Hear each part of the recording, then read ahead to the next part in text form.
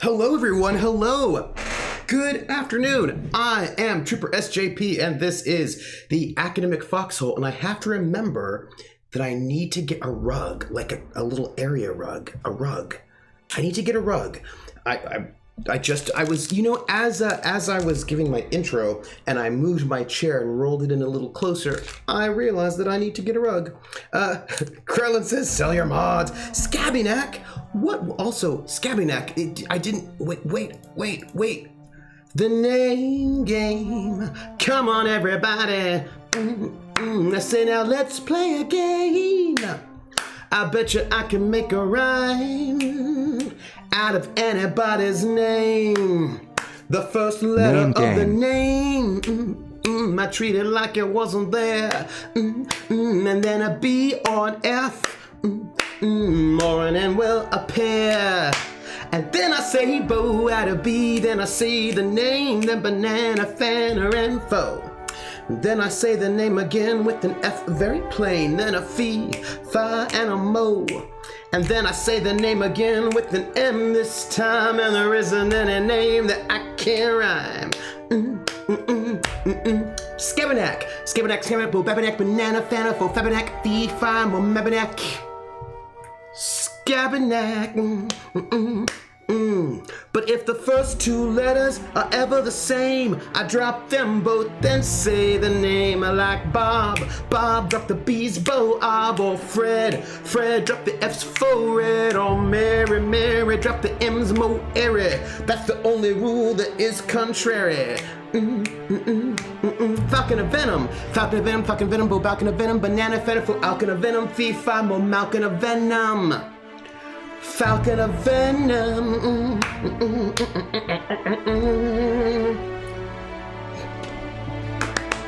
Woo. Hey, thank you both for the resubs. How are 2 years? Aren't you like, wait, 3 years? 3 years. 3 years, yes.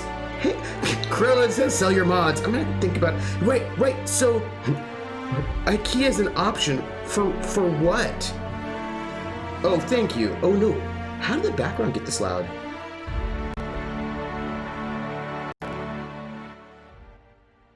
I don't know why the background was that loud. Why did that happen? What was going on there? Who knows? Also, I feel like I'm just a little loud, but oh, IKEA rug. Right. I'm gonna turn myself down like a smidge. Just a smidge, yes. Just, it is exciting to play. Thank you. So here's what happened. One, I don't think we have an IKEA near us, but like we do have, I don't know what we have near us. I can't say. Scabbernack, 3 years, yes. The rug and all the other furniture needs you may have, and they let you order online so you can stay safe. Oh, yeah. I think that's true. They're pretty cheap. They're pretty cheap. Also, I don't know why the background music is on before 2 p.m. to begin with. I see you. They do have a website. Okay. Hey, Origami Shuriken, how are you? Hi, everybody. Hi. Oh, we're playing the Outer Worlds today, but before we play the Outer Worlds, look, I'm not getting distracted with things. I just have to tell you a couple of things first. Do you know what I mean? Like it's just like a thing. I have to tell you a couple of things before we start. Volpa says, I saw a post yesterday that the band Gunship, that does 80s inspired synth music with all the cool animated videos, yes, they're very cool, made a deal that their entire catalog is safe to play on streams on Twitch. Really? Volpez, you shared a Gunsmith video back when, like a while ago, and it was super cool and I liked it. I thought it was pretty awesome. Okay, look, so can I share some things with you which will probably result in a couple of digressions before we start playing, but I want to share with you anyway. It's really important. First off, look, it's my City of Light and Shadow t-shirt that I got that Rocket Fox made. She designed it, she drew it, she made it, and then she sent it to me, right? So we have Team Order, Team Order, right? And then we have Team Chaos, and there's me. Huh? How cool is that, right? How cool is that t-shirt? I'm so excited. Yes. I'm so, right? How cool is that? And you. They said they worked with their label to make it work, and said they tested it on Twitch. Ooh. And you, I didn't. Ice Bunny, you always think I lose weight, and every time you think that I lose weight, I've gained weight. I don't understand. Every single time. Oh, so you have the poster? How cool is it? I have the poster for Night Witch. I need to I want. Oh, now I'm sad. Sorry, I was going to say that I wanted to put posters all over my room, and then I was like, I'm moving in 11 months. You know, which means I'm packing up in 10. And then I was like, ugh.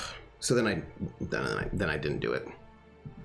Origami says, I've had a morning. I tried to assemble an under-desk keyboard tray, but the screws that came with it were too long, and it got in the way of the tray sliding on its track. So I had to disassemble it, pack it up, and take it to UPS be returned. I hate when that happens. I'm gonna have to check. Oh, Atomic the band's very cool. Scabby Neck points behind his left shoulder. You want command hooks? Yeah. Oh, you got the tote bag version? Can I tell you how? 3 months and 3 weeks. Yeah. I wish there were a Scum and Villainy one. That would be so cool. Yeah, like I love this shirt. That's what I want to tell you. Doesn't that mean that you don't deserve to have? That doesn't mean you don't deserve art for a year. I suppose. I do have my Night Witches poster, which I'll probably put. There's no really good place for me to put it where you can see it. Like maybe I could put it right above the printer, and then you might be able to sneak in a little look on it. You know. I love animated music. I have an entire playlist just for animated music videos. Ooh. Now I'm thinking about some various. Look, I need to tell you all something. Look, I have to tell you something. The first thing I need to tell you is we're gonna have Cthulhu Confidential in 2 weeks. 2 weeks, everybody. Cthulhu Confidential. I'm excited. I gotta go and I don't know, put some hype up there. I'm having a morning derp and can't remember your character's name, but your pilot holding the teddy would make an awesome shirt. Oh, Dev. Dev is my pilot's name. And Dev holding teddy would be so amazing. Yeah, and a few weeks after my tote bag arrived, a surprise second one showed up, but it was not as good quality. Why is shipping so weird? Why? Also, just so you know, I want you to know, tomorrow at 7 p.m. over on Other Doc's channel, I am going to be guesting as Oceanus, my Nautilid, my very earnest sort of young crew member. A little Wesley Crusher, but not a genius. My little Nautilid crew member that's going to be guesting on Ghost of Saltmaw, GM'd by Origami Shuriken. So, and I believe there's going to be, I think Origami Shuriken said that there's going to be shenanigans. A few shenanigans happening tomorrow evening. So, yes. Rissa, I checked my mail yesterday and it hasn't arrived yet, though. So, but again, we're in the middle of a time where our president has appointed a new postmaster general who's told everybody to slow everything down. So I imagine it's just gonna take a little bit of time to get here is what I'm thinking. Kid Devin Teddy walking around in Calvin and Hobbes. Yes. Yeah, it's like shenanigans, really? I'm shocked. So yeah. Okay, look, so can I tell you the other thing I wanted to tell you before we started playing the game? And I can't start playing the game and then talk about this thing because I have to show you physical things first. It will, I know it will be here. I know it will. I know it. So, I've been thinking about things, right? I realize that was not specific in any kind of a way because I think about things all the time. Okay, so I've been thinking a lot about I've been like rereading some of the Forge stuff and thinking about indie games. I've been doing a lot of thinking about games and all of that sort of stuff recently because I'm gonna make like August. I'm gonna make my goal August. I'm gonna make a video.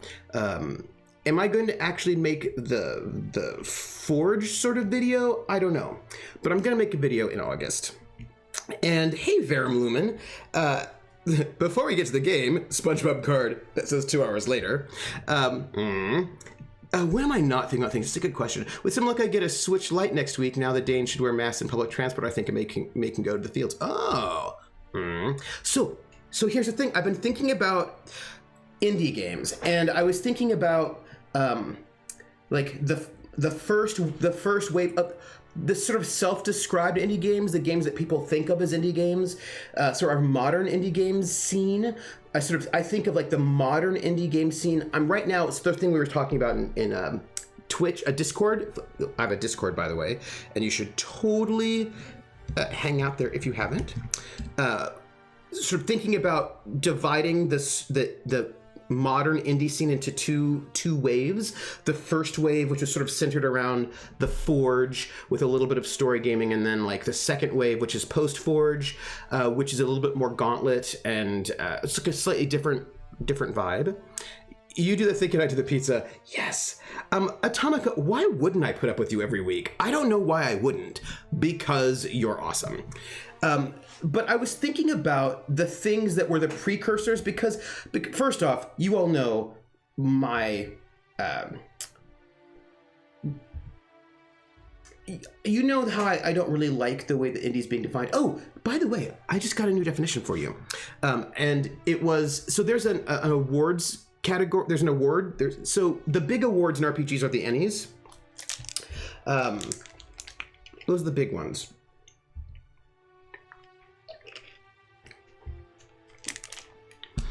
Sometimes I feel it's you. Do you? I don't feel like you do. Yeah. So, but here's the thing. I need to pull this up exactly. So, somebody was like, "Why are the Ennies the only awards that we have in the RPG world?" And I thought to myself, "Is that true? Are the Ennies the only awards that we have in the RPG world?" And I thought, I don't think that's true. And they're given out at Gen Con. Yeah, the Berlin COC won something, I think best setting. And I was like, I don't think that's true that the Ennies are the only awards. So I decided to like look.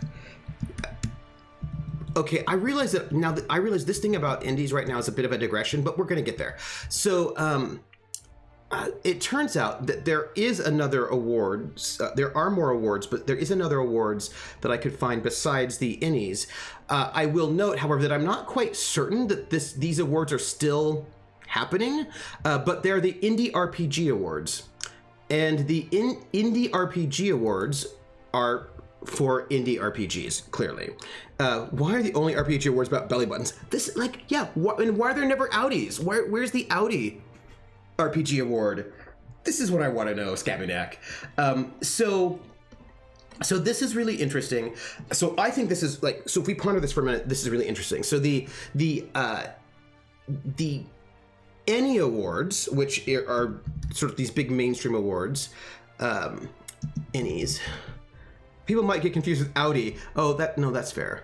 That's fair.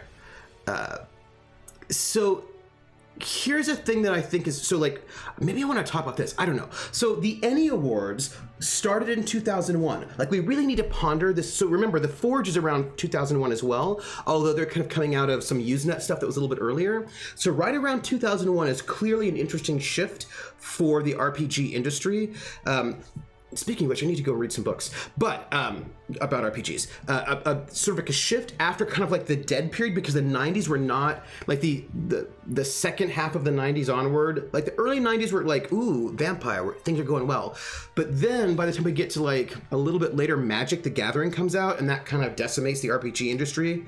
Third Ed came right around then too. Yes, right. So all of a sudden we get this sort of like the rise of this indie scene, but also third edition comes out. And remember, if you don't remember, second edition came out in 1988, so there was like a super long gap between second edition D&D and third edition D&D, like a really long gap.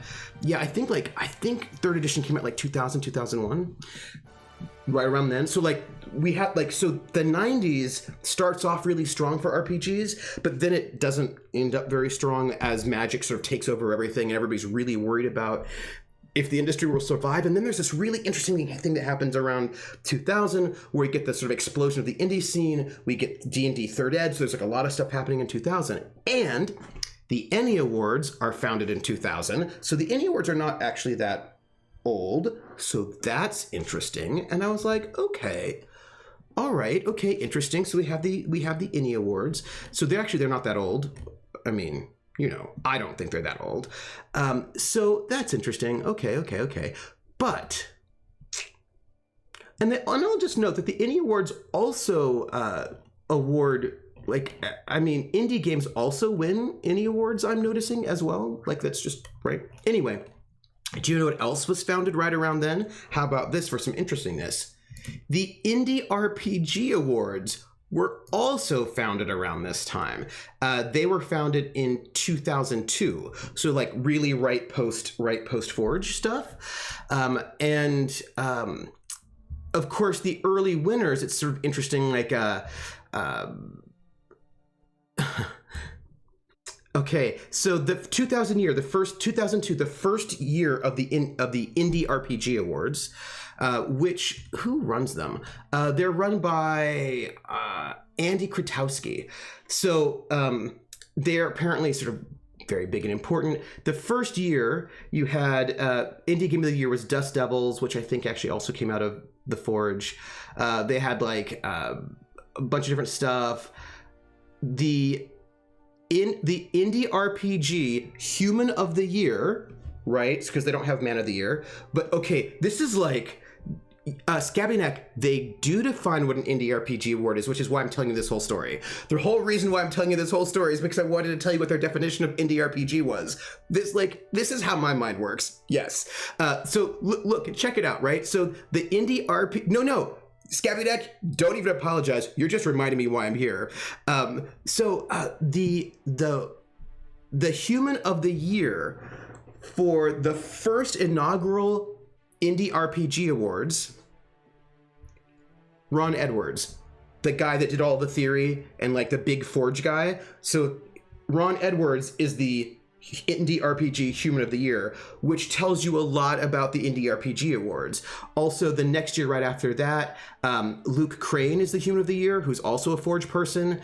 And My Life with Master wins Indie Game of the Year, which is also a Forge game. There are a couple of things in like 2004 Indie Game of the Year is Dogs of the Vineyard, which is a Forge game. But although they got rid of Human of the Year, after that you get like Burning Sands, which is like Luke Crane, so like it's more Forge. So like there's a lot of Forge stuff in the early moments of it. Yeah, but I will note that Fate ends up being there in the second year as well. So there's some non-Forge stuff, but right. So it's like, oh, okay. Anyway, side note, they have not yet, the last awards they had were from 2017, so 2018. And their website says that they are delayed, that the last update on the website is from 2019, September, the end of 2019. So actually not that long ago. And they said that the 2018 awards have been delayed, but are still in the works. So I don't know if the Indie RPG Awards are still happening. Like, I don't actually know if they're still going on or if they're not. So, right, that's interesting. It's tricky, right? Because they did update in September 2019. So is it dead or is it just delayed? It's like Scabby Neck, Levi, I'm like, oh, it sounds kind of dead, but I don't know.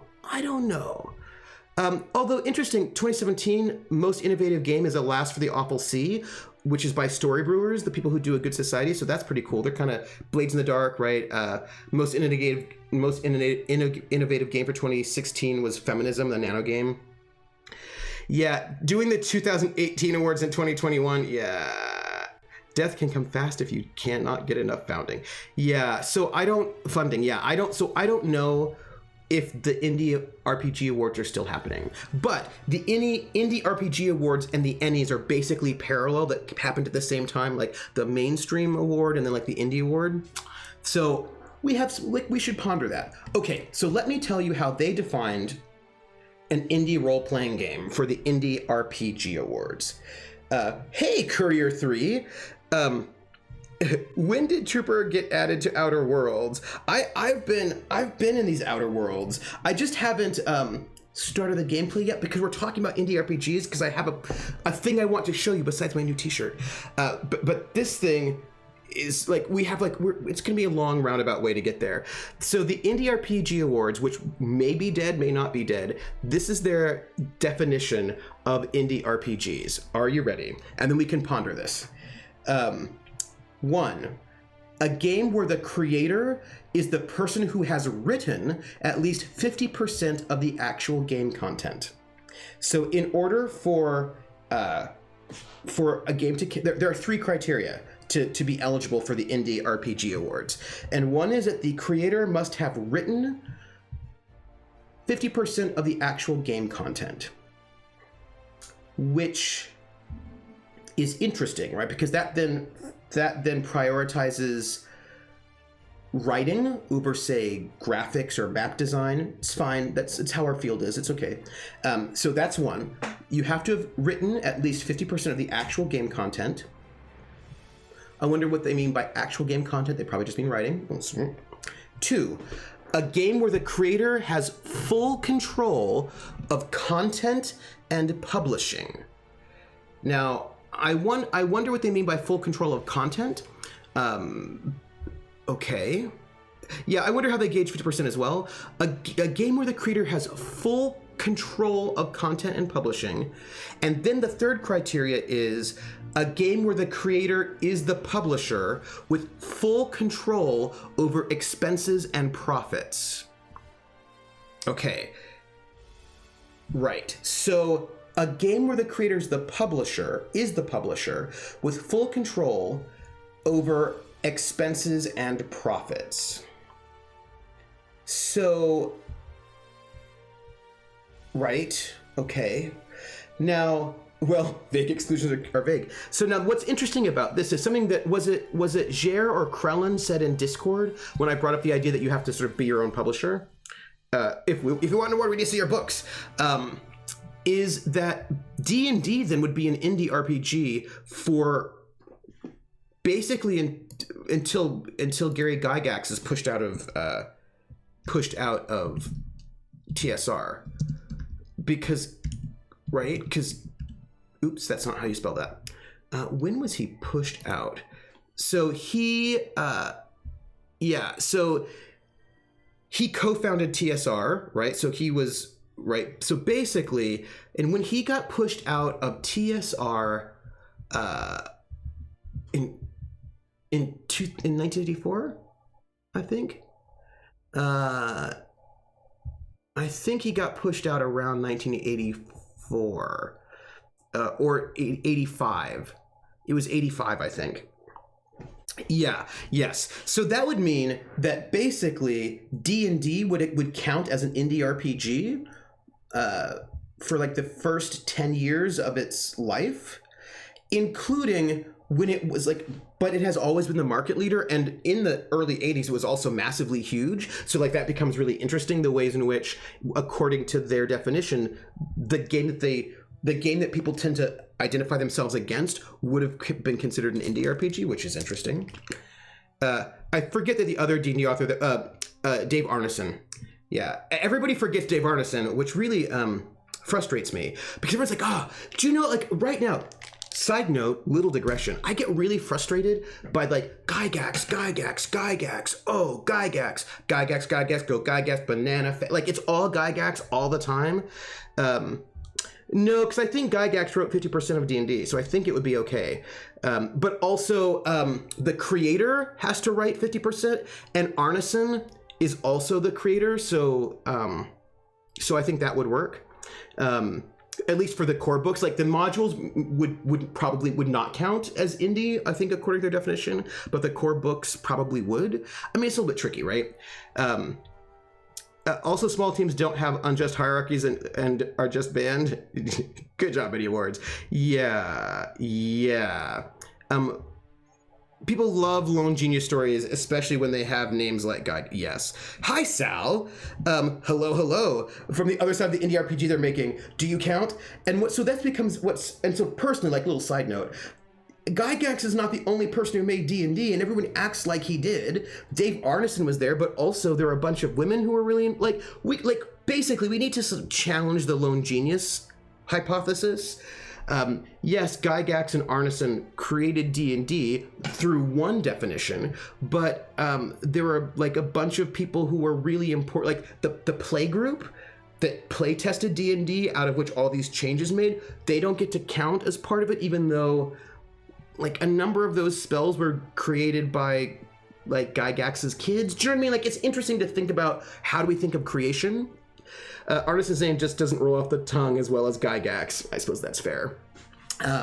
So, like, you know, a lot of these indie games sort of frame themselves in opposition to D&D, but D&D would count as an indie RPG, not now, but like for quite some time. And nobody would, including when it was massively huge, and nobody wants that. But it becomes Tasha City's Laughter was created by a kid fan. Oh, nice, Falcom. Yeah, and so I think about this idea of like, so for me, what's really, what I think is really interesting is that by those definitions, there are a bunch of things that should count by the definition, but clearly people are not thinking about them. Gygax sounds like a high fantasy name. It's true. And it's even alliterative with his first name. Perfect name for memorizing and should read everything. I mean, Gary Gygax sounds like a superhero name, right? Or a supervillain name. Wasn't this last week's talk topic? I have a new thing, though. I have a new thing, Vulpus. So, one, we have this definition from the Indie Awards, so that's interesting. But, like, GURPS would count as an indie RPG by this definition, but they don't tend to count GURPS because of its aesthetic. But like, there are a bunch of different games, if you think about it, would probably count as an indie RPG by their definition. I feel like if you brought up these points, the indie RPGs are boiled down to, you know what we mean. Well, yeah, but also conflating author with business manager rubs me all kinds of wrong. Yes, that's a little bit weird, right? But and also what I think is really fascinating, sorry, I just want to bring this up because this is really interesting to me. Like, what do these two things, the fact that they have two different things about publication, right? So they have three criteria and two of them deal with publication. One is a game where the creator has full control of content and publishing. And number three, a game where the creator is the publisher with full control over expenses and profits. So that's publishing twice, and that's sort of interesting to me, right? What does and I have a question about that. I wonder about something. I have a question. That sort of reminds me of how a ton of master robots from Mega Man were fan designed sent in by kids. Ooh, yes. I think the other thing that speaking of villain hero names, says Sal, there's a book series I read where one of the characters is jealous that his friend is a good superhero name. Oh, that's fun. So here's a question I have. You know, there are now these publishers that publish indie RPGs. I'm thinking specifically of Magpie. Magpie Games publishes a bunch of games that we all think of as indie games. So, for example, Bluebeard's Bride, like a bunch of, they do a lot of Powered by the Apocalypse stuff. And does that... But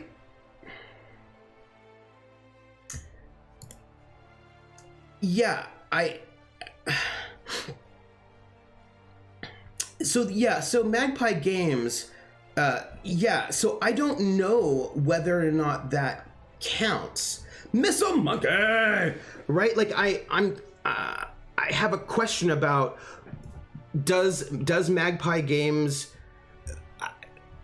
like, according to these definitions, does like, where the creator is the publisher, I don't think all the people that Magpie Games publish own Magpie Games, right? So,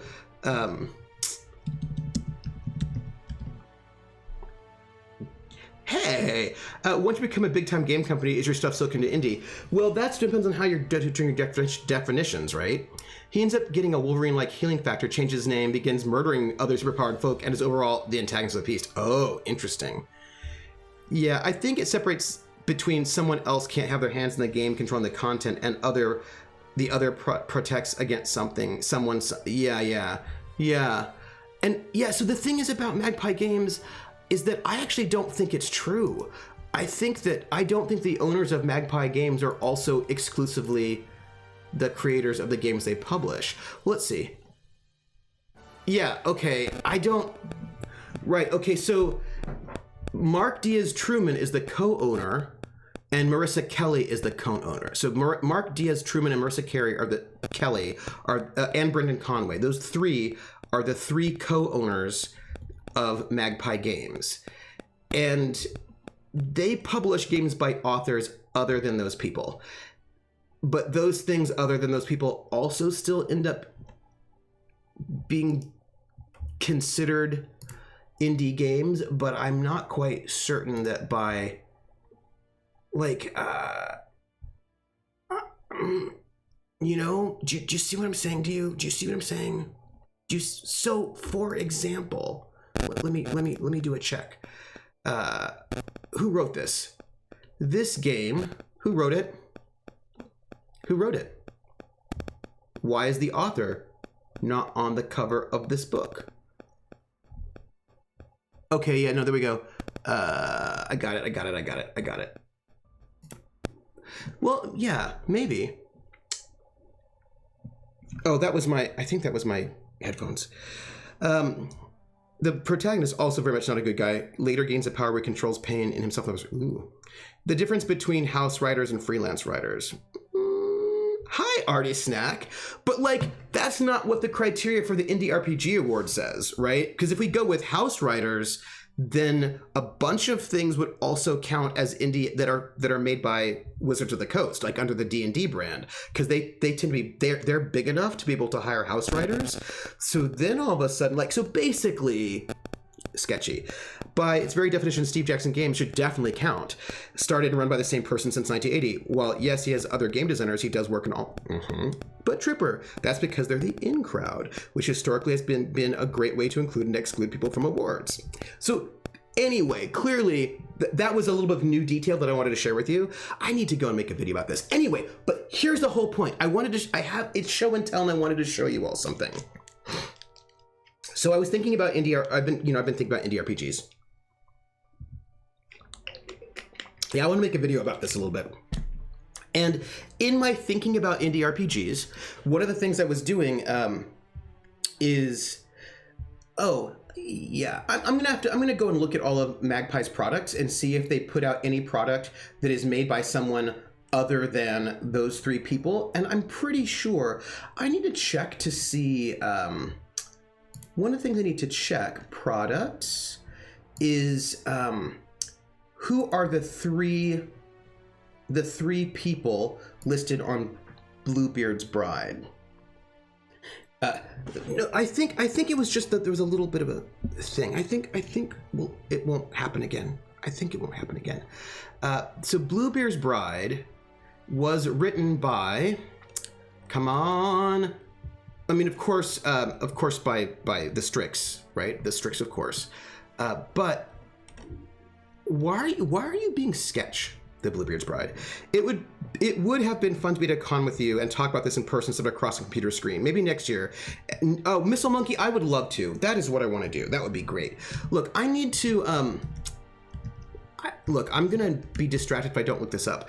If I had all of my RPGs with me right now, I would just go to my bookshelf and then look up Bluebeard's Bride, and I would be able to tell you. And this is what happens when you don't have. Let's see, Bluebeard's Bride. No. Maybe I'll search for this way. It's the Strix is in it. But I know it wasn't just the Strix. It was there were, I think, 2 other women who were involved. Marissa Kelly was part of it, and Marissa Kelly is one of the owners. Okay. We're gonna have to check this out. I'm gonna do some investigation about the things that Bluebeard's Bride publishes, and if they have published anything by someone who's not one of those 3 co-owners. Gaming with you, Lauren, Mitch, Bonsai, lots of my friends from around Twitch. Oh, I would love that. Okay, back to my show and tell. So, I was thinking about indie RPGs, but very specifically, I was thinking about the games that precursed the Forge, like the games that happened before the, like, because again, you know, I think a lot of these games are actually indie, but whatever. Yeah, there were two others. It was the Strix, Marissa Kelly, who's a co-owner a co-CEO of Magpie Games, which still makes it count, and there's someone else. But I'm going to investigate that. However, not the point. The point is, Whitney Strix Beltran, Marissa Kelly, and Sarah Richardson. Thank you, Origami Shuriken. I bet you just looked at your book, because like my book is in storage. So I was thinking about the games that were before the new wave of indies, right? So you think about Usenet and like the Forge and this sort of new indie game. And I was thinking about what games were the games that were before those indie games. Because clearly they were reacting to something, right? And I was looking at Ron Edwards' like big article about GNS where he names games that count under each of these three categories. And so I was like, oh, okay, well, what games is he naming as falling under narrativism, right? Like, he's looking backwards and saying like, oh, these games can kind of fit in this definition. And Prince Valiant, which I don't think I've ever heard of, but he named a game that I had heard of, but I'd never played. Like, it sort of came out, I'd heard of it, but I'd never played it. And it's now super out of print, although apparently they're working on a second edition. And I was like, oh, so I got the game, by the way. I was able to get it like used, but in good condition, from Amazon, an Amazon seller. And I want to show you, this is my show and tell. Falcon of Venom, right? What game? So you gotta like, you gotta like build the tension. So the game, one of the games that like they name checked, and that I actually heard name checked quite a lot, and this is super interesting. Everway, visionary role playing. So Everway is name checked. I think it actually might be diceless. I think it's a diceless game. Yeah, I think it's a diceless game, I'm pretty sure. So this game, Everway, boxed, right? It's a box set. And like, I want to, oh, this is very, very interesting. I'm so excited to talk to you about this. I've not played it yet, but here it is on the inside. It's got these kind of weird little character sheets.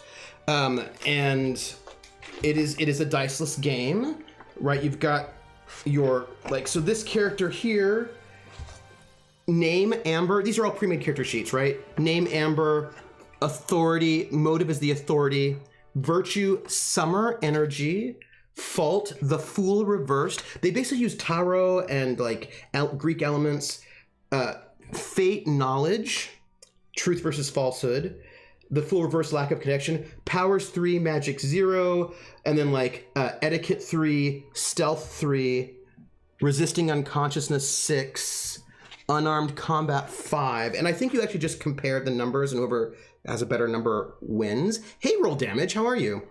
Used games are great as long as they are treated well, which means I will be keeping all my old games because they're well used, yes.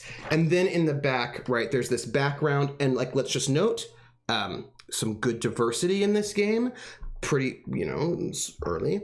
And then it's got like magic and powers, questions for development.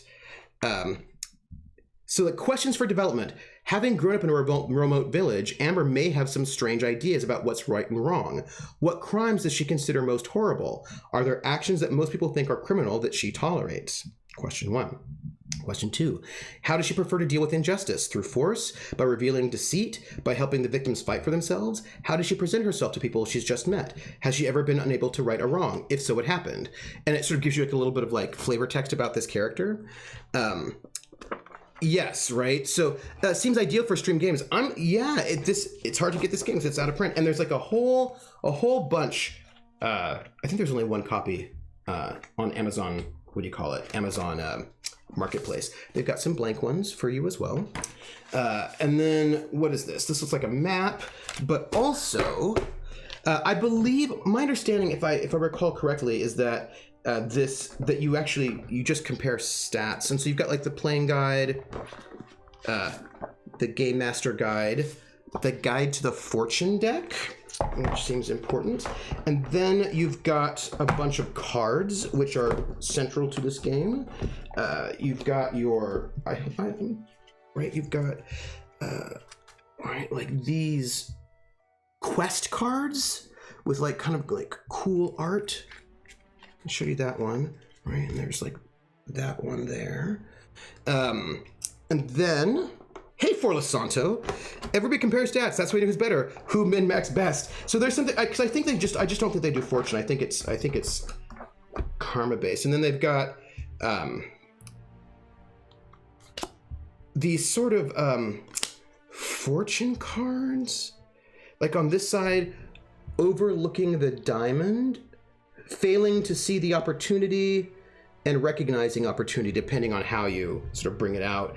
The heart, wisdom, isolation, right? So they've got these things. And then they've got vision cards.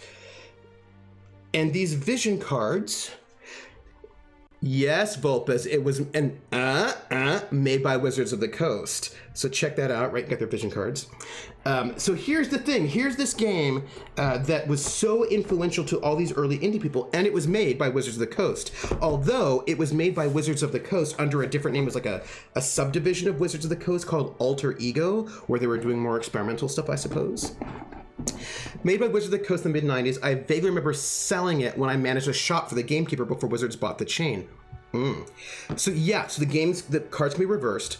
Diceless games are great for remote games. Dice-Light games are also great for remote, but I sort of consider Fate to be Dice-Light. I'm working on my Fate campaign this week for a con at the end of the month. Oh, Missile Monkey, if you want to ask me Fate questions, I'm happy to chat with you about Fate. But you know, I will say, people say that Dice-Light games work really well for remote, and I will just note that Critical Role is super crunchy. They go into it, and that's doing well. So here's this game that's super influential on the whole narrative, sort of modern indie scene. Diceless, like all this kind of stuff, like, and you can see why, but it's also a TSR game from like 95, right? Vulpes is right, like mid-90s. So I was like, well, that's really interesting. Okay, wait, right, so here, right, it's by Alter Ego, and it says in the back, what is an alter ego game? In an alter ego game, I don't think there are many alter ego games. Actually, I'm not quite certain how many games actually came out on that imprint because the imprint was sort of abandoned. But in an alter ego game, each player creates an imaginary character. One person, the game master, creates a challenge or quest for these characters to face together. Together, you and your friends play out exciting stories and adventures about the characters. Once begun, these stories need never end. Alter ego games are designed to support beginners and challenge experienced players. Critical Role also ate fairly well upper class professional actors. Yes. So I'm not done with Everway though. Here's something, I just want to put this out there to sort of ponder it. This was before they bought TSR. Oh.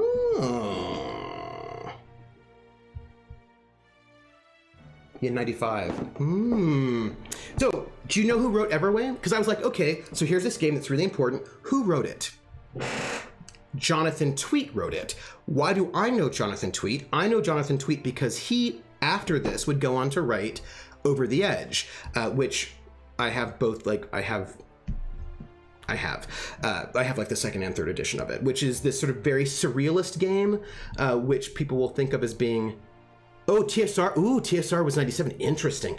That's very. What else was Wizards doing at the time, Vulpes, in 95? What else were they putting out before they bought TSR? Give me some stuff.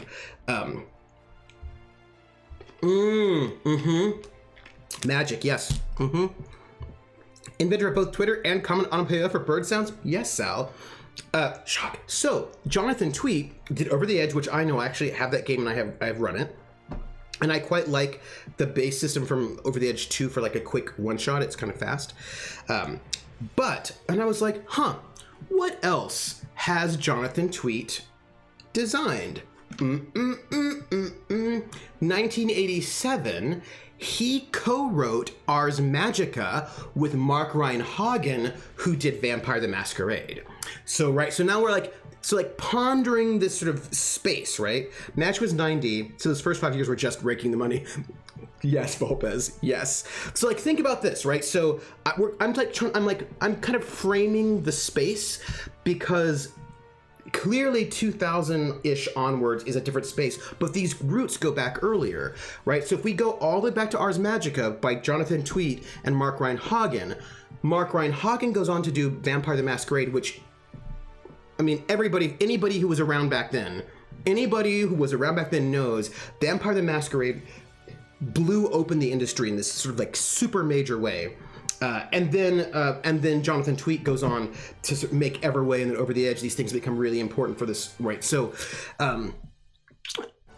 also restreamed games, 2 flagship games of Hyper. Oh, we're SR5 and BattleTech, 2 very Missile Monkey says, since you know Fate, it would be fun to get your thoughts.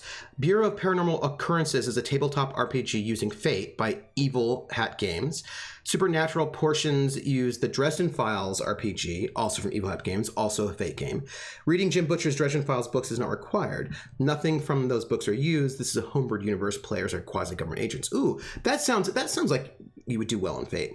I remember the Over the Edge CCG, so original and twisted on the edge. Yes, right? I mean, so this is also, what are you doing over there? All right, just the game was being a little bit weird. So I'm thinking about aesthetic, right? Because a lot of the indie games have a kind of a similar aesthetic. And basically, look, what I'm trying to say is I think that Vampire the Masquerade was clearly, okay, a couple of things. One, I need to run Everway to see what it's like. 2, I need to run Ars Magica because that is a game that I have been thinking about for a really long time. Like when Ars Magica came out in 87, there was like big talk about it. There's a lot of talk. I mean, like a lot of my gaming life, people have been talking about Ars Magica. I think it's kind of crunchy. I might be kind of simulationist, but people talk about it a lot as being a really, like, there was a lot of talk about Ars Magica. And, a lot. And I feel like I need to play Ars Magica. You know what I mean? I'm so old, says Ice Bunny. I remember when Magic the Gathering was the hot new thing and you needed to know someone who knew how it was played. Grabs a roller to get more pizza.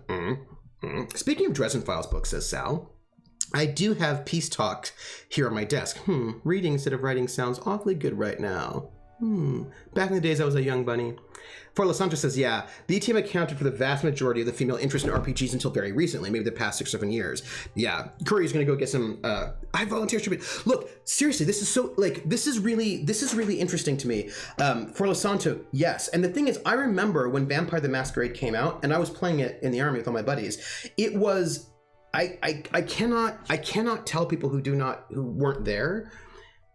Vampire the Masquerade was the very first RPG book that I ever saw, and so I'm not going to say it was the first. Like, there might have been some other game that did this, but if so, I was not aware of it, and I was pretty aware of things that were going on. For Lasanto, if you know, you should tell me as well. It was the first RPG book that used female pronouns. All the RPG books up until then, I was looking, right, used male pronouns to describe the game master and the player, right? So when the game master does this, he does this. When a player needs to roll, he would roll this, right? So, right, so there was, like, basically all the RPG books always use the universal he, although he is not actually universal. And then out comes Vampire the Masquerade, and their convention was to use she for the game master, storyteller, and he for the player, A, because it's more inclusive, and B, because it makes the difference, like, it just makes it a little bit less confusing so you know who we're talking about. And then all of a sudden, like, seeing a game that had female pronouns basically said that women are welcome in this space. And that was huge. That was such a new thing. And then it was the trend, yes. And some games refused to follow the trend, but, like, all of a sudden there it was. And then you had... because it was a modern game, right? You had people of color in the art. There were women in the art. They talked about sexuality. So all of a sudden you could play, like, queer characters if you wanted to. There was, like, just I mean, it was such a thing. Vampire was such a thing. I half expect that games might go gender neutral in the next few years. Oh, I wouldn't be surprised at all. I wouldn't be surprised. And then I also remember that out of nowhere, like, and then also vampire LARPing is really important. Like, there was LARPing before vampire, but vampire LARP becomes really, really important. And I remember, for those people who were there, Vampire the Masquerade starts like chasing the heels of Dungeons and Dragons in terms of sales and popularity. It doesn't beat Dungeons and Dragons, but it gets close. Thassa, maybe, like, I'd have to check, right? Maybe. And I remember the backlash. I remember the backlash very clearly. A bunch of people started playing Vampire, and they were different people, right? They were not the same people. If I recall correctly, there's a trans woman in the Sisters of Cacophony lore. I think so too, yes. Yeah. Oh, those heady Vampire LARP days. And I remember basically a bunch of people who had not played RPGs before Vampire came into the hobby. It really brought in a bunch of new people. Many of those new people were goths, alternative kids, right? And yes, and Falcon of Venom, correct. D&D players hated Vampire the Masquerade players because they weren't their people. And I remember that moment. It was this, like, all of a sudden more people got really interested in RPGs. There were a lot of new players. Like, there was an expansion of the hobby. It became a lot more diverse, a lot more women. It became really interesting. And most of those people were playing Vampire, and the old school D&D players were like, what the heck is this? They were mad. They were angry. They said things like, Vampire the Masquerade's not a real RPG. Like, you know, like there was, and like, these people are not even real players, and like in 5 years they're gonna stop playing RPGs and I'm still gonna be here. And there was like this real, like, there was like, it was really like, I remember the intensity. And here's the interesting thing: the kinds of things that people said about Vampire the Masquerade are also things that like some OSR people said about the indie games like 20 years later. Right? And so like there's something really interesting about this anxiety about new players that Vampire manifested that I think we can see in some of like the OSR versus indie discourse or trad versus indie discourse today, like this kind of gatekeeping where they're like, oh, who are you people? And oh, also, sorry, you don't even have to go indie. It's the same kind of thing that I'm seeing people say today about Critical Role fans. There are all sorts of folks who are D&D players or old school D&D players who are like, all these Critical Role fans, they're not real RPG players. They're just a fad and they don't play it right. Like there's this whole sort of discourse about like when, like, it's the weirdest thing. Everyone's like, I wish more people played my hobby, and then more people play your hobby, and they're like, no, that's not what I meant. I don't want you here. Like, it's, I think it's really fascinating. Roll Damage says, on Crunchy versus Dice Light Games, I recently heard a GM of a stream game talk about how she's keeping track of her players' character sheets when it comes to things like, do you have the resources to use this ability? Because she wants to test a hypothesis that there may be unintended metagaming where players don't try a thing because they know they don't have enough mana or whatever to do it. Seems like Dice Light or Dice facilitates cool ideas like that. You know, Roll Damage, it's really interesting because there's a lot of thought about that. And like we could talk about some of the nuances of this, and I'm going to do that. Don't let me forget it, but I want to read the rest of the comments because there are ways in which you could see that as a plus and negative in really, like, there are trends and interesting ways is what I'm going to say about that. Riss is like, I resemble that remark. Give me some Sisters of Mercies any day. I mean, I'm just saying, right? Like, I'm just saying. And we lived through the Satanic Panic. Yes, Falcon. And it's really interesting because Vampire was like, nah, we're going to just like, because TSR sort of like took out a lot of things in response to the Satanic Panic. TSR took out a lot of things from the earlier editions, like the ability to be super evil characters. Like there's certain things they did to try to react to the Satanic Panic. And then Vampire was like, we don't care. They just jumped right in. It was very interesting. Missile Monkey says, and I want to backhand anyone who gets all RPG elitist. I don't care if they've been playing for 30 plus years. Yeah, me neither. I don't care. Like, what? If you're playing a role in a game, you are role playing. Yeah, right? I am super open to whatever. Like, really, you know what I mean? Like, I kind of find the genre definitions a little bit weird anyway. So Do you know what? Do you know what I mean? Do you know what I mean? Do you know what I mean? Yeah. I'm thinking about the ways in which some people have tried to redefine the definition of RPG to exclude Dungeons and Dragons as a role-playing game because you don't role-play enough. I'm like, let's just not do any of that. Like, that's not interesting. See, I always assume most resources are something the character would have a grasp on. This is interesting, right? Vulpa says, you don't understand that you're not playing it right. It's a game. Get over yourself. If you don't like how I play your own game. And that's the weirdest thing about RPGs I've always felt, is that it's a game you play at home with your friends or in the lunchroom at high school with your friends. Like, everybody's going to play it a little bit differently. You know what I mean? Sal says, I expect characters are counting their bullets or have a general idea how much mana they have and the like. Yeah. One true way is the quickest way for you to ignore your opinion. So here's something, so go back to what Roll Damage said about the GM just having the character sheets. This is really interesting to me because of conflicting ideas from the same place. Right? So, if I don't like how Tibble's playing, I just don't play with the game. It's simple. Yeah, that's it. So thinking about this is really fascinating because Over the Edge, which is that game by Jonathan Tweet, right? Who does Everway? There are ways in which it's very different. There are some ways in which it has some kind of what modern indie people might say is like a traditional RPG because that's a GM and players. These games are entirely about imagination, but don't be imagination about system rules. Hey, Anino, I'm going to just say something about the game Over the Edge, is that there was an idea where they say there was an option of where the GM would not tell the players how many hit points they had. Where they would there was a suggestion. It was not like base rules. It was an option where the GM would track all the players' hit points. The players would not know how many hit points they had or how much damage they took. So like there was the recommendation that the GM would actually track all of the hit points, and if they got damage, the GM would just describe it, because like in real life, players don't know. Human beings don't have hit points, so you don't know.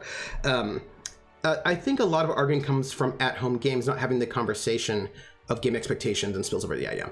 And by the way, damn you, Trooper, I just looked into what is available on Amazon for the CCG, and a bunch is there. Oh, really? Well, now you're gonna make me look. And there are a couple of things. So like there's this idea that the GM will actually basically control everything and remove the mechanics from the players, and that will make it the most sort of free in storytelling. But there's also a whole trend in the indie scene wherein to take more and more control away from the GMs. You can think about, of course, Powered by the Apocalypse, where GMs don't roll, to now just moving to GM-less games. So the idea that the GM controls all that in some spaces is seen as really negative and kind of fascist and terrible. And so like there's a whole nother sort of thread of the indie world where like the most imagination and creation comes from having no GM at all, and putting all of that on the player's sense, or alternately basically having all of the players do meta all the time, right? So all the players have all the meta knowledge and they do all the meta stuff, and that becomes the most creative. So there's an interesting thing where you have two totally opposite impulses to get to the same thing, right? To have like the most imagination and all of that. Either the GM controls everything, including your character sheet, there is no GM at all. And I think that's really interesting. Like,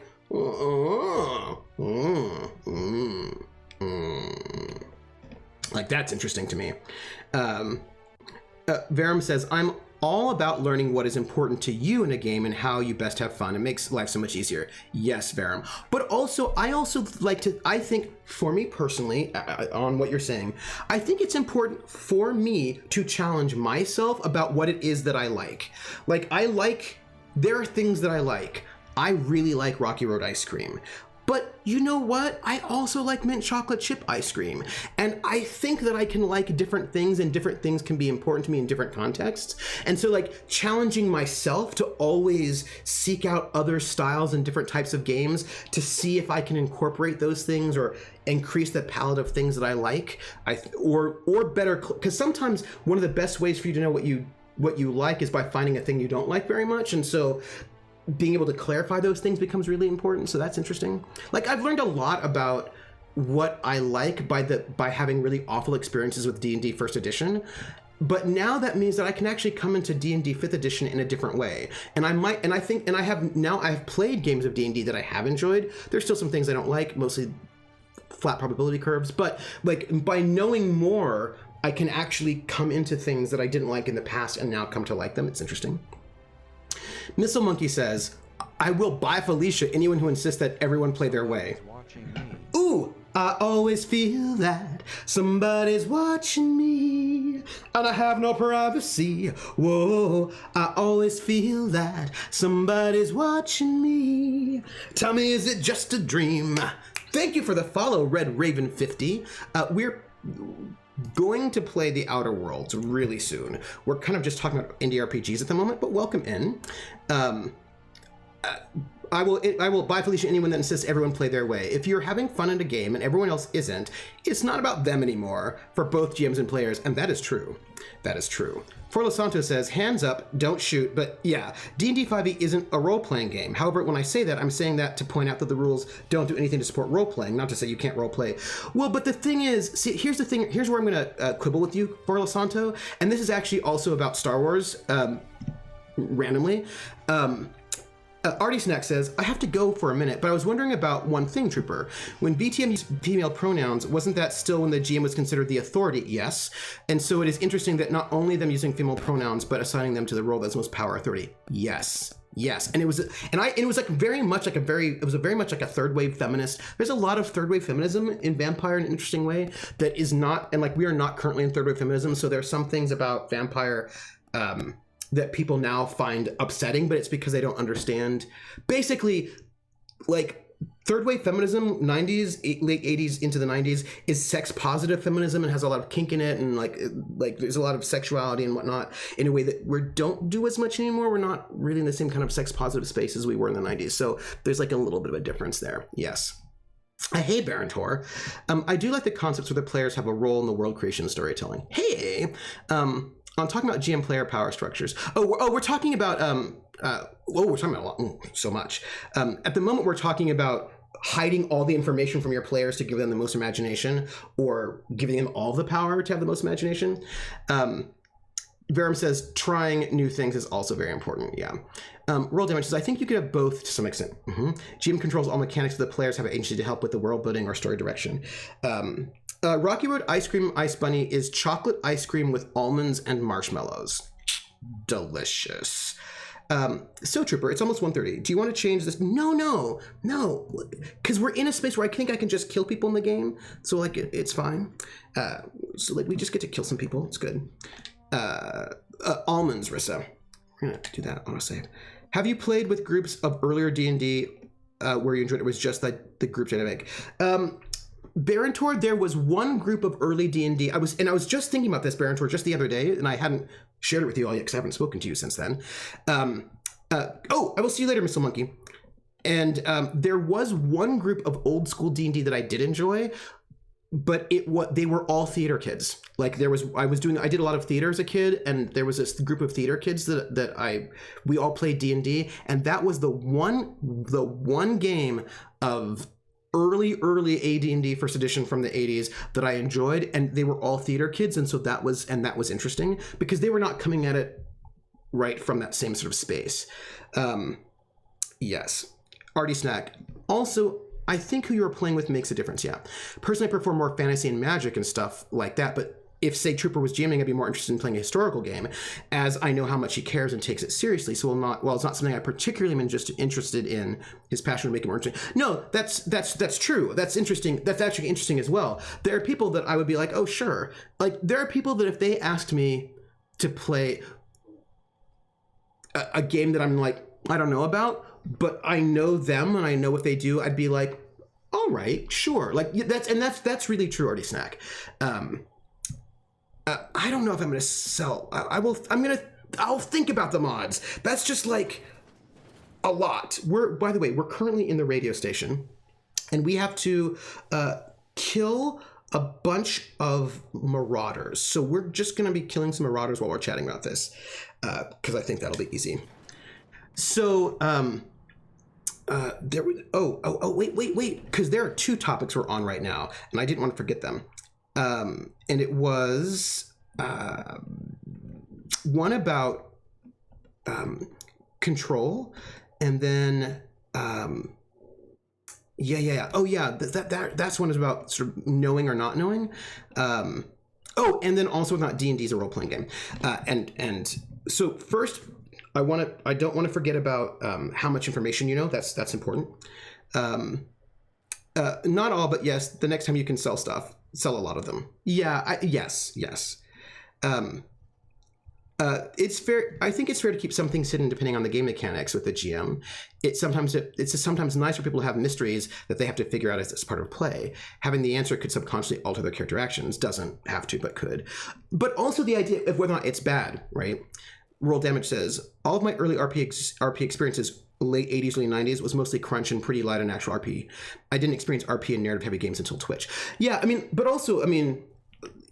also, a lot of those games are sort of slightly smaller, so you'd have to find a scene for it.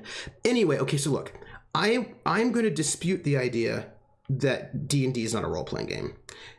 I think that D&D is completely a role-playing game. And let me tell you why. This is like one thing that I don't like that people do. People do it all the time, and I don't like it. And it's about history. Is D&D? Hero Quest comes after D&D, and here's what I'll tell you what it is. I don't like it when people rewrite a definition to exclude the foundations of the genre or some of the foundations of the genre. So, for example, there are people who will say, and it's like there's a particular kind of gatekeeping it feels to me very ahistorical because it's ahistorical. I don't like it. Where they're like, well, Star Wars is not sci-fi.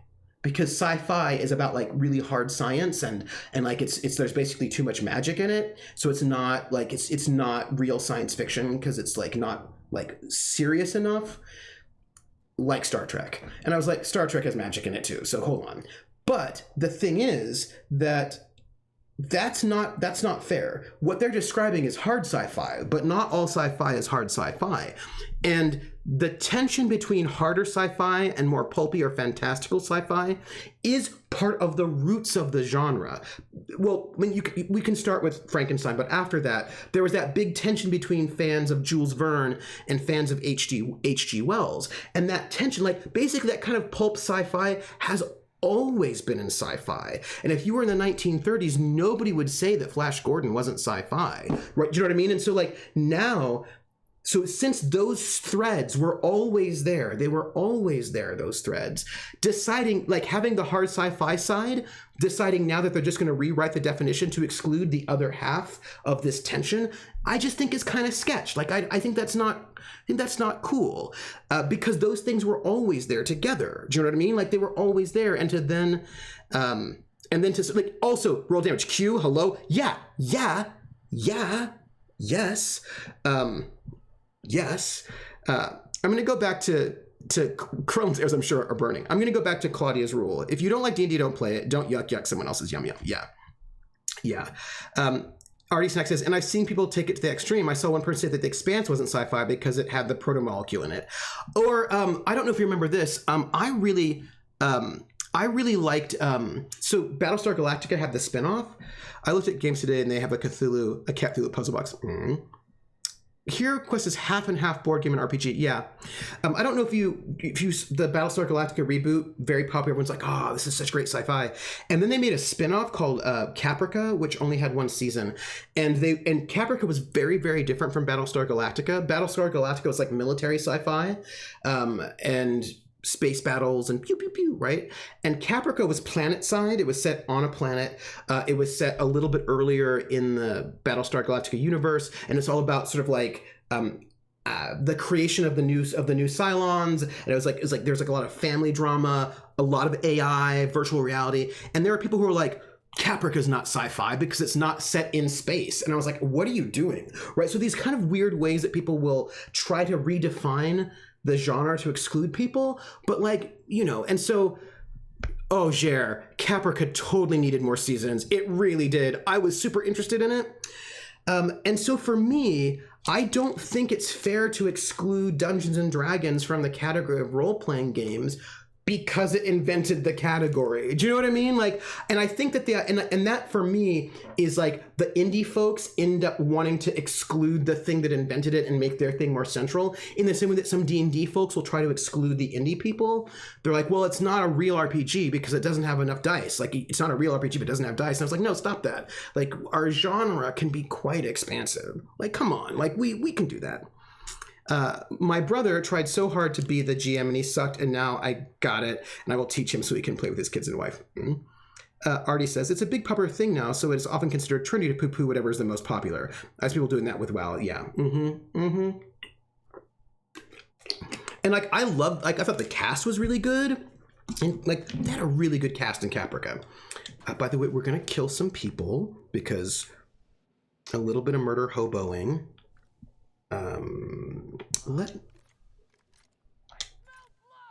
Do you?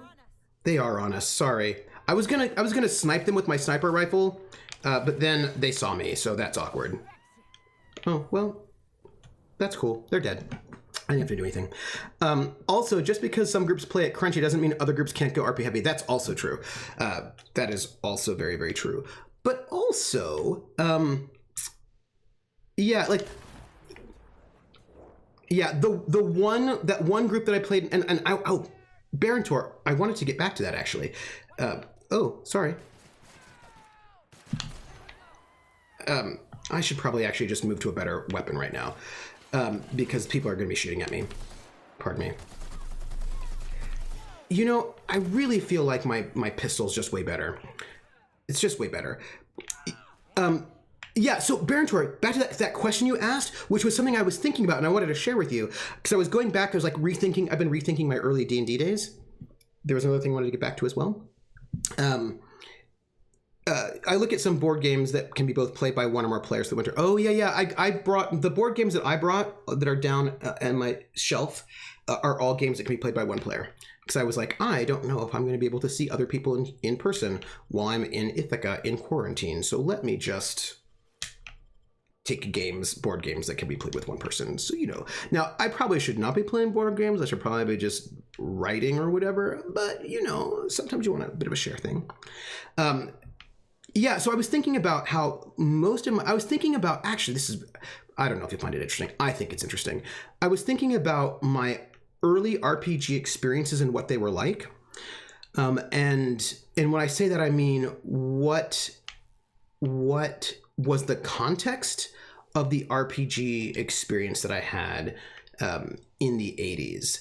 And hit me on Discord, Ice Bunny. Oh, yeah. Oh, yeah, we can recommend board games. Yeah, Ice Bunny, put it on Discord.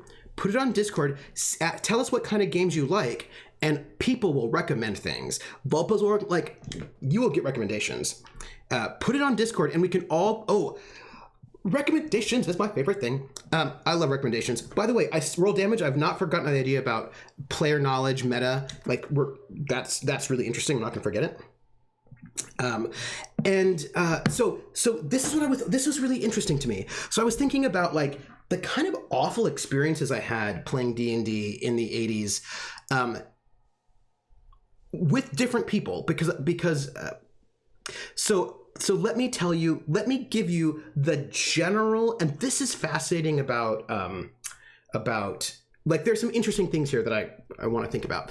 So generally speaking, my RPG experience in the 80s, which is middle school and high school for me, mostly consisted, and these were the experiences that I did not enjoy, playing at school during lunch. So every day we would play for about an hour, because like our lunch is about an hour, right? Or sometimes after school. Like sometimes in high school, like during middle school, we did not play after school because my parents wanted me home. Everybody's parents did, because you're like, 12. But in high school, sometimes that would be a thing we'd play after school. Sometimes like I'd let my parents know. But generally speaking, the experience was playing in high school, middle school, playing in the school itself, like in the library or in the lunchroom, at lunch for about an hour at a time every day, and then sometimes after school for a couple of hours at a go. And what's interesting about that is that the people you're playing with are the people who are playing D&D in school, right? So it's not necessarily your friends, or you're not friends, but it's that group of people who are playing D&D. And please note, to sort of think about Barentor, there were not lots of them. So like it's a particular group that you go into, and it's this weird thing.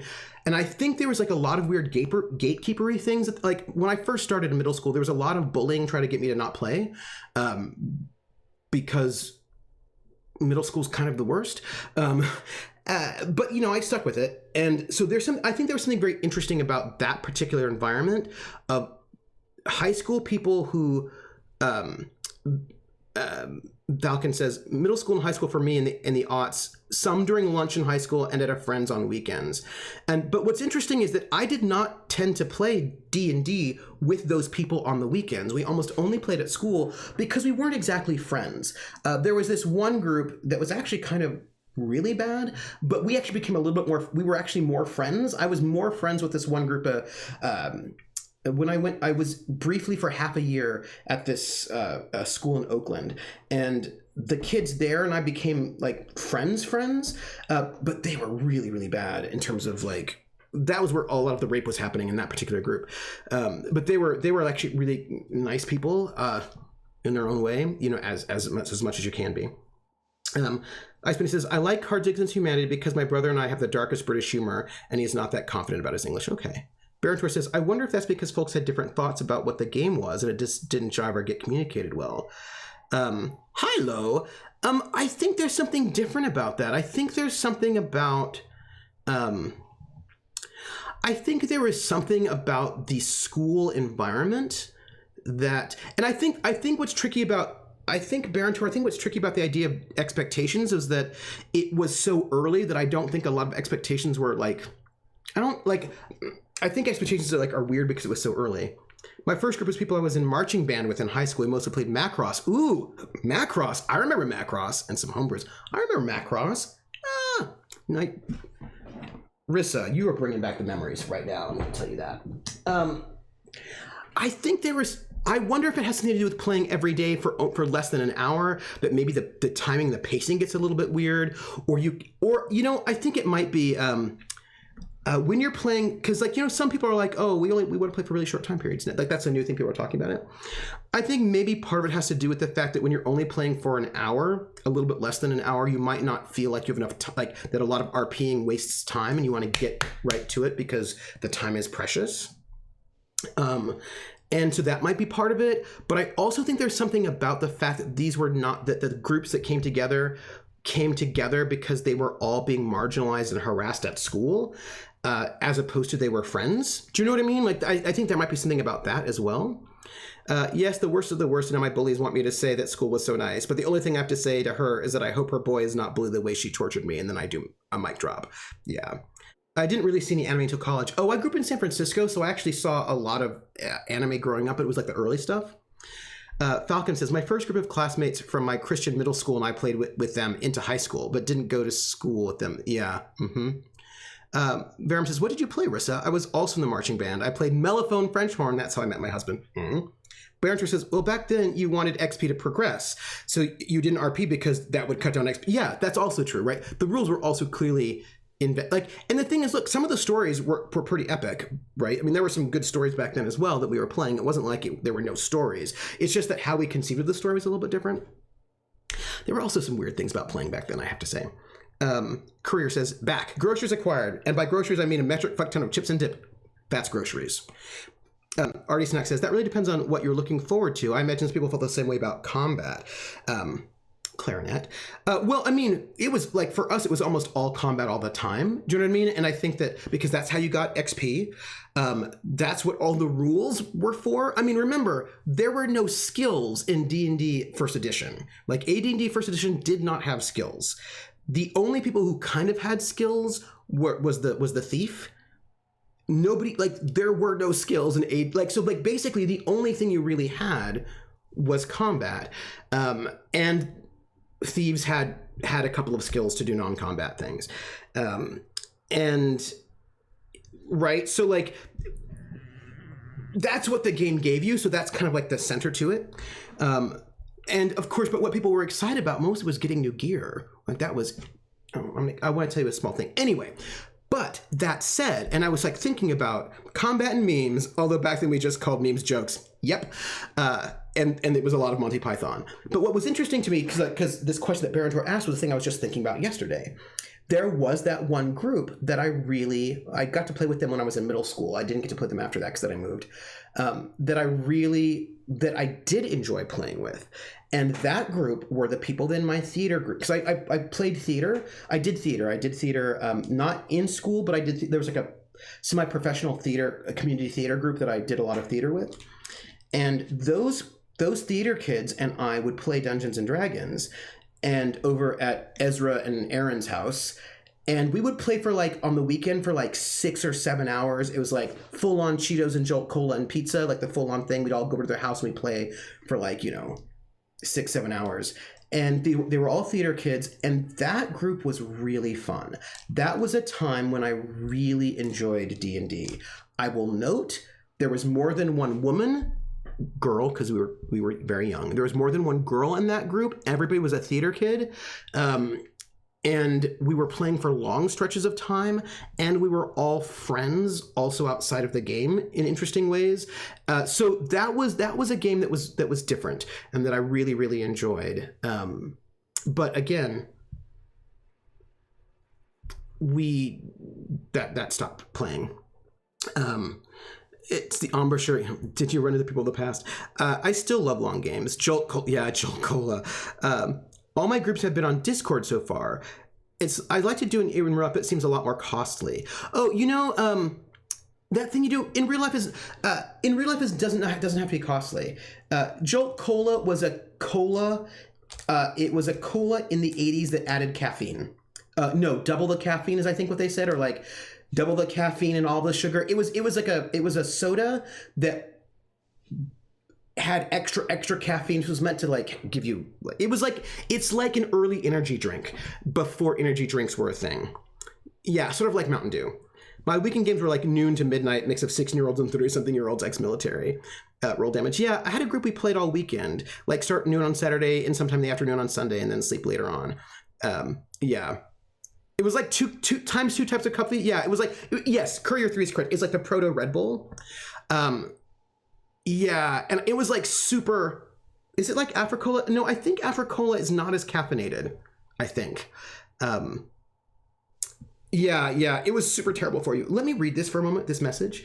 Devil's Peak Station, inclement weather warning, regional severe alert, next 72 hours, chance of thunderstorms. Okay, message. Oh, messages. Yeah, so that group I actually really enjoyed, and I think it probably mattered that there were, it's really interesting to think about the ways in which women were pushed out of gaming, bullied, harassed out of gaming in these early circles, especially in middle school, high school. Jolt was amazing. It tasted terrible, but it was marketed as a drink of geeks, and that's true. It was marketed to geeks, and that's interesting to me. Like a lot of when I was in middle school and high school, there was a lot of like pushing out girls, and really sort of discouraging them. I had a good friend of mine who wanted to play as well. She wanted to play ElfQuest, but they pushed her out. She was like a super geek. She was an ElfQuest geek, but like they pushed her out, and I tried to support her, but like, not everyone can stand up to abuse and sit there and take abuse for like months and months and months and months. And some people were just like, why am I being abused? I'm just going to leave. I was always the stubborn kind. I was like, you know what? You can't push me out of here. And so I stayed, but other people, got pushed out. I was thinking about that. The group like that I still remember was at a friend of a friend's house for years. That was a fantasy hero game. I still have put aside a character idea for a sci-fi game that never got off the ground. Pun intended. Mm-hmm. It has allegedly more caffeine than Coca-Cola. I suppose. Yeah. Jolt Cola did not have more. Like it had way more caffeine. It was like super intense. ElfQuest. That's a name I haven't heard in a while. Yeah. Oh, it was much beloved by coders. It was super. Hey Takarosh, Kilton Cloak. What is the 5K point rewards? I need to like get more rewards in there. Jolt Cola made the world vibrate. Apparently it was discontinued for a while and was brought back. Oh, my friend, speaking of satanic panic, Speaking of Satanic Panic, my friend that I told you about who was a big ElfQuest fan, she had all of the original ElfQuests, like the original one, the original comics. Her mother, when she was at school, her mother burned everything in a fire because she thought they were all satanic. She burned all of her comic books. She burned her D&D red box, everything. My friend was devastated. It was terrible. My experience was the opposite. My guy friends always wanted their girlfriends to join, and they did sometimes, but they didn't really get into it, and they thought it was nerdier or whatever. Oh, Roll Damage. The friends I was playing with, they did not have girlfriends. They didn't have girlfriends is what I'm trying to tell you. None of them had girlfriends. So there'd be no girlfriend to bring in because none of them had girlfriends. That thing. That thing you like. Wait. That thing like, before you go, I just wanted to tell you. When I was a kid, I was super, super poor. Like I was really, really poor. But I played D&D because all you needed was that one book. Like you just needed three for D&D, but or the red box. And the thing is, I didn't tend to buy, like even to this day, I think I own like 2 modules, 2 or 3, like from back in the day, because we just made everything up on our own. And so what's really cool about RPing, especially now since a lot of RPGs you can get the rules for on PDF for free, is that it is a hobby that you can basically play for no money. Maybe you just need some dice. And there's something really cool about a hobby that all you need is your imagination and you don't necessarily need money. I mean, like if you want to, you can spend lots of money on it, but you can play it with no money. And like that's awesome. Yes. Yes. Get rid of the mods. It's all they just ended Elf Course last year. Like, wow. I always loved that one elf that had the beard. Yeah. Parents are the worst. I'm grateful my parents aren't nuts, at least not in that way. Yeah, me too. The old red box. Oh, the 5K channel reward is for the French Resistance game, which we sort of keep off until it starts. That rolls back to what the OSR is trying to do, but doesn't always follow minimum books. Yeah. If you have a phone, you have dice. Oh, that's true for Alessandro. If you have a phone, you have dice. Verum says, I didn't do anything with Magic the Gathering, TTRPG, or anything until I was an adult because my parents thought it was bad, or at least other people at church thought it was bad and they didn't want to deal with it. Yeah. And I think that's a lot of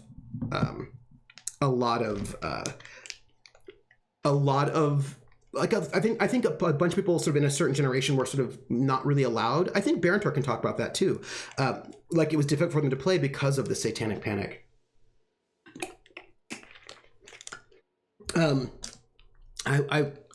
So I was thinking about like what that environment was, but then like I moved on to other games and they tended to be a little bit more conducive.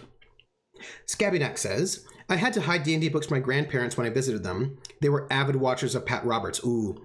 They were super nice, well-meaning people, but religion can create blind spots for sure. Yeah,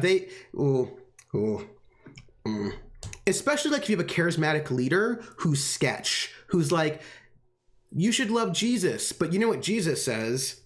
That you should give me money. And you're like, really? Really? Is that what Jesus says? That I should give you money? Interesting. The dice stuff is what kept me out of games that didn't use D6s because that was an extra expense for dice back then. Yeah, I mean, for me, I got the red box, and the red box came with dice in it and that little wax pencil that you would rub on the dice to get the numbers to show up. Remember that. Yes. Luckily, my husband wanted very much to share things he loved, so I got to learn all the things I missed out on. Oh, that's awesome, Varen. Sadly, Satanic Panic was perpetrated by people who had not read the materials. My parents had the Werner comics because they considered him to do non-correct German, hated them, but Elsa didn't care. You know what Jesus said about... Yeah, in the Bible, Jesus talks about D&D. It's not... Maybe Jesus and the disciples were playing D&D. They hung out together. I don't know. My grandparents were the opposite. My grandmother was the one who took me to the hobby shop without my mother knowing and actually bought me Final Fantasy 1 for NES because she knew I liked sword games and it had a sword in the cover. Oh, Barantor, that's like so wholesome. That makes me so happy. I thought Jesus would get usury. Volpa says, I was lucky my dad got me the red box when he saw it in the bookstore and thought I would like it at 7. Yeah. If they read the material, they would catch the Satan. Yes. That's right there. Yeah. It would take Jesus to run a table of 12. Vulpes, that's true. It's very clear that people haven't actually read the Bible. I mean, sometimes I'm like, I don't know what Roll Damage says, Barontor, same with me. For a while, I got the red box set from a garage sale, but was missing the dice. Then someone had the idea to use coins. It was either hit or miss, live or die. The same demographic that posted us for playing D&D pushed a Satanic Panic on Outro. Oh, for us on too. They also were super against metal. Like, there was just a lot of stuff. The 80s was a weird time. I think people forget how weird the 80s was. It was a weird time. It was a weird time. So I wanted to tell you one other thing, and then I want to get back to this idea of information holding it or not. So one moment. Emergency protocols. This is from V. Ramsey to iBroker, information broker. As I stated in my prior 4 messages, there is simply no cause for alarm. I swear to you, Hiram, the situation's under control. What you call a near emergency, I would consider a non-event. Yes, a high energy transmission was used for too lengthy a period of time. And yes, the generators cannot safely support that activity. Yes, and yes, they could have been damaged under load, but the point remains, nothing happened. We caught the issue in time. The engineers involved were reprimanded. I swear my mama's grave, it will not happen again. Now please, cease contact me for daily updates on the status of the generators. Thank you, Val. More logs from I am a voyeur. From I'm a voyeur to J. Ramsey, subject, toilets. What in the black hole were you thinking, Val? At some point, space efficiency becomes the inverse to time efficiency, and one negates the other. What I mean is, how am I to do my morning business when the toilets are directly facing the open showers? You might like watching fellows scrub their jigglies, while you take a steaming dump. I don't. Sincerely, thanks for the peep show. Not really. That was sarcasm. Theodore. And then the Ramsey subject, toilets. On the contrary, Theo, not only is it a spatially efficient design, but it also encourages simultaneous users to hurry their business. Don't look, or speed it up and move on. After all, the faster you're back to your station, the happier we will all be. Warmest regards, Val. Postscript, you take too many bathroom breaks and you know it. This is not a good place to work, is all I'm trying to say. All right, let's kill some people. That's all. Satan is one of the Lord's angels, but he was not the serpent or the beast. That was Takarosh. Artie Snack. Really, they were just against anything they didn't like or didn't understand, and it just looked for any excuse or reason to rail against it. Artie Snack, that's true, but also I think it's important to note that the Reagan era was a backlash era. There was like this real sort of like weird backlash era, so I think the Satanic Panic is in many ways the culmination of a backlash that happens post sort of hippies, I think. I find there are more non-Christians who have read the Bible in its entirety than Christians, but that may be just my personal experience. Well, this also depends on the denomination, I think. Yeah, those game serpents were awesome. Same with the pewter figures, yes. Jesus hung out with all the people the fanatic Christians love to hate and tend to let them know that not humans, but divine has the right to judge. Roll damage. I ended up buying the Hero Quest because it was a board game, so it got a pass from my mother since those were okay, but it had miniatures and IQs for other things. Why are there, Theodore, so why are the chipmunks in a memo war? It's a good question. Nowhere in Halcyon is a good place to work, Trooper. That's fair. I'm Christian, but I have not read the Bible from end to end. I might just as well have been a relaxed Western humanist. Right? And it's interesting, right? Because of course, for a long time, people couldn't read the Bible because it was in Latin. Like that the Bible wasn't translated to the Protestant Reformation into the vernacular. And then for Catholics, Protestant, what was it called? In the 50s, the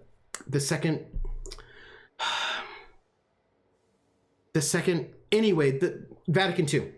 Vatican II, where they changed it. Yeah, thank you, Courier. Vatican II, where they a lot of times people couldn't necessarily read the Bible because that was not available to them as an option. Also, where are we right now? Here we are. We are here. Okay. I'm going to take that. Reagan era was also, drugs are bad. Like there was just like a Reagan America's too PC to warm up. Yeah, like there was like a lot of things happening in there that are. So we killed a bunch of people. We could go through this door, but it seems like that is actually more interesting. So let's not go through that door and try to like catch up on things that are less interesting so that we don't miss anything is what I'm thinking about there. And the Bible translations are corrupted by politics. Bible translations are really interesting. Really interesting. and what books get included or not included in the Bible. That's also really interesting. There's like, religion is super interesting, peeps. Super interesting. Europe was bad for,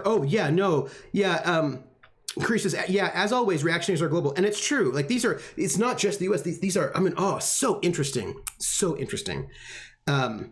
Red Raven is like, Europe was bad for outsiders in the 80s too. Yeah. And I think it's because, right, this was a global, there was like a global reactionary moment. Like it was like, there was like Thatcher, Helmut Kohl. Like there was like a lot of stuff happening in the 80s globally that sort of pushed things in the same way that a lot of the 20s,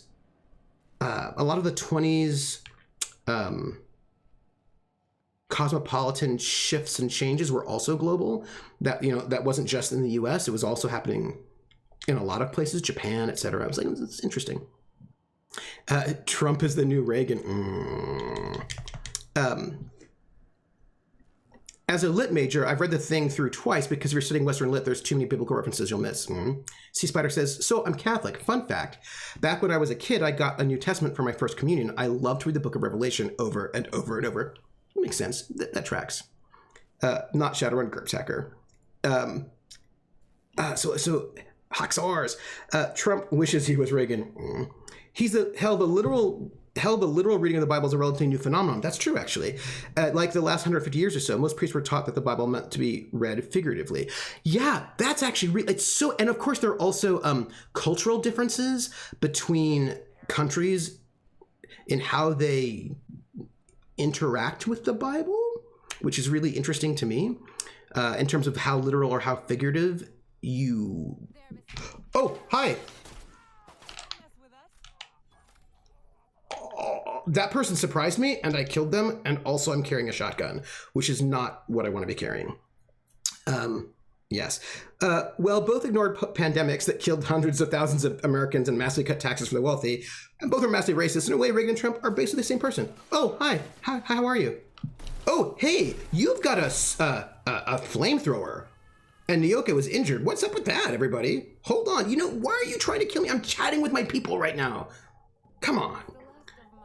I have a friend who worked at SJG at the time. Hearing the story is surreal. Oh my gosh, when the federal government broke in for the GURP Cyberpunk. Oh my gosh, yeah, that was wild.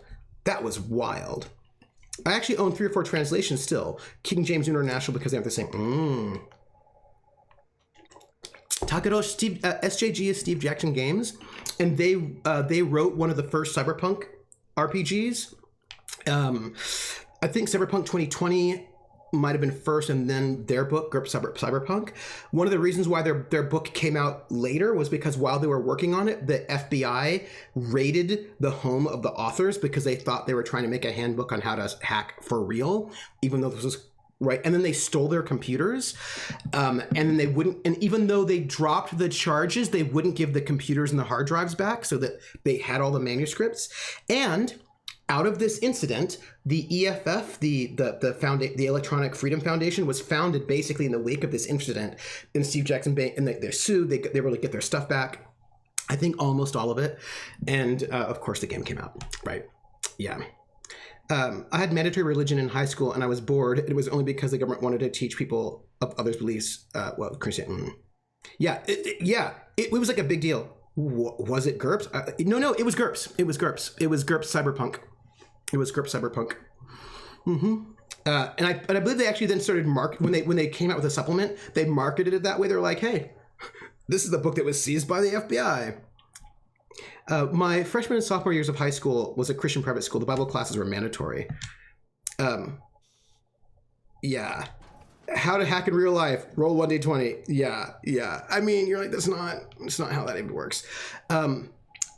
I want to get back to this idea of withholding information from the players, but I've got to get somewhere else first. For Los Santos, I read that as what is GURPS, and my first thought was, well, that's the last hour of today's stream. So look, I have to tell you something. This is really a thing that we did a lot back in the 80s, and it's really interesting to me in terms of weird, like how people are different. Do you know what I mean? Like different gaming cultures. So this looks like plot. So we have to go back. because I don't think we've killed everybody yet. So I think we have to go back down and go back around. We'll come back. Hey, Trooper, what's GURPS? Hey, I see you there. So they brought out the NetHack card game and used it. Yeah, that's right.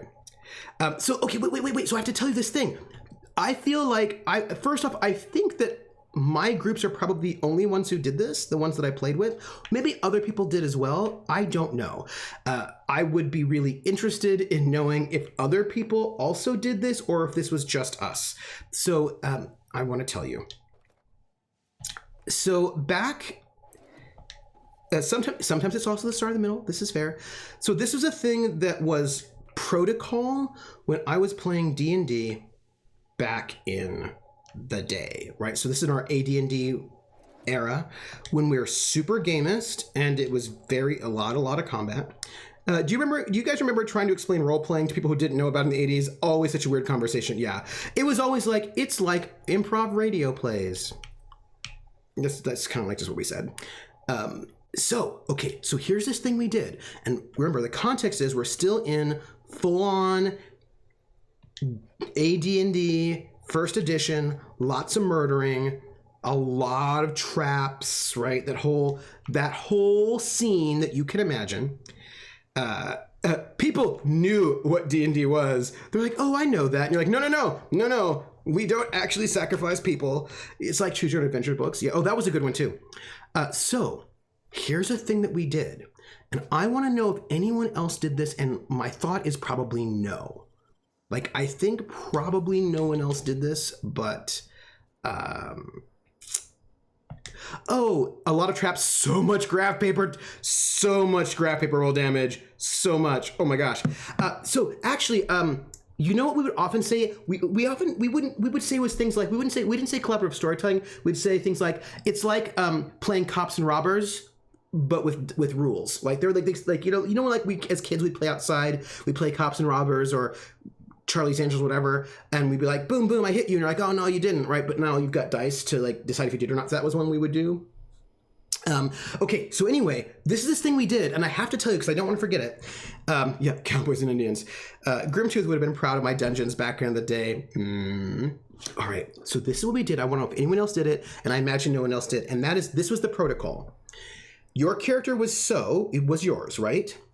And the thing is, this is really weird because it is still actually, this experience from my formative gaming years, this protocol, is actually still baked into my mind. And that is, I usually explain it as a novel you write as you go, multiple authors, random elements. If your character died, and there was a little bit of variance, right? But if your character died, because remember, we're playing high lethality D&D at this point in time. If your character died, the GM would often rip up your character sheet because your character is now dead and cannot be played again. And if they didn't rip up your character sheet because maybe you wanted to save it, you were still not allowed to play that character again because the character is dead. The only exceptions were things like if there was a campaign specifically where dead characters are brought back to life through some kind of magic or something or whatever. But but that was our protocol. The character is dead. They're dead. That's it. And it was considered sort of cheating to, like, if with a resurrection spell, yes. But like, it was this like dead characters dead, no takebacks. Basically, yeah, that was like our protocol, no reusing characters unless there was some kind of in-game excuse for it. And resurrection, yeah. And it was really interesting about like the no reusing characters. Like, that was like such a strong rule that, and except there were people who only ever played one character, sometimes with different names. Yes. And yes, Oskabanek, but they were different characters, but they were the same. They were all Drist, you know what I mean? Like, but like different characters. And I remember there was a whole, and someone had to do with, it was very interesting. Someone had to do with typecast. Someone had to do with, there were a couple of things. Yes, there were a couple of things. That was how I was up until maybe 2 years ago. Generic cleave Pathfinder number 5. Yes. I'm kind of still like that courier with exceptions. There are exceptions that I've now, and the exceptions actually came kind of with a little bit with Vampire, actually. But another thing I find fascinating about Eclipse Phase, you can die, but not. Oh, yeah. Tim's brother Tom. Oh my gosh, Tim's brother Tom, that happened a lot. Oh, yeah. So what was interesting about this, I play different character on purpose, me too. But like, I think one of the reasons why you were not allowed to re-roll characters back in the day, and one of the reasons I think doesn't really apply so much anymore, but you could read it in a different way, and one of the other ones often still does. Some folks like that sort of stress, but others rail against it. I like it in some games, but in some it's not made like that. Yeah. It was that people were always worried about Monty Hall GMs, but also because of the way the early D&D often was, there was the concern about cheating, right? When somebody would walk in and was like, yeah, I want to play this character that I made. And also I will note that we almost always made characters in person at the same time, and we were looking at each other's dice, right? Because like it was like random dice rolls. So like there was a lot of like, we make the characters together in person because, you know, it's one of those things, like I remember somebody did this where they were like, yeah, I'd like to play my fifth level character that I was playing in this other campaign with this GM that you don't know. They have all 18s I just rolled really well, and also a +5 Vorpal sword. And like people would be, and you're like, no. So there's like a lot of, you can't play this character from outside because we actually don't know where you got your stuff. Like it was, yeah.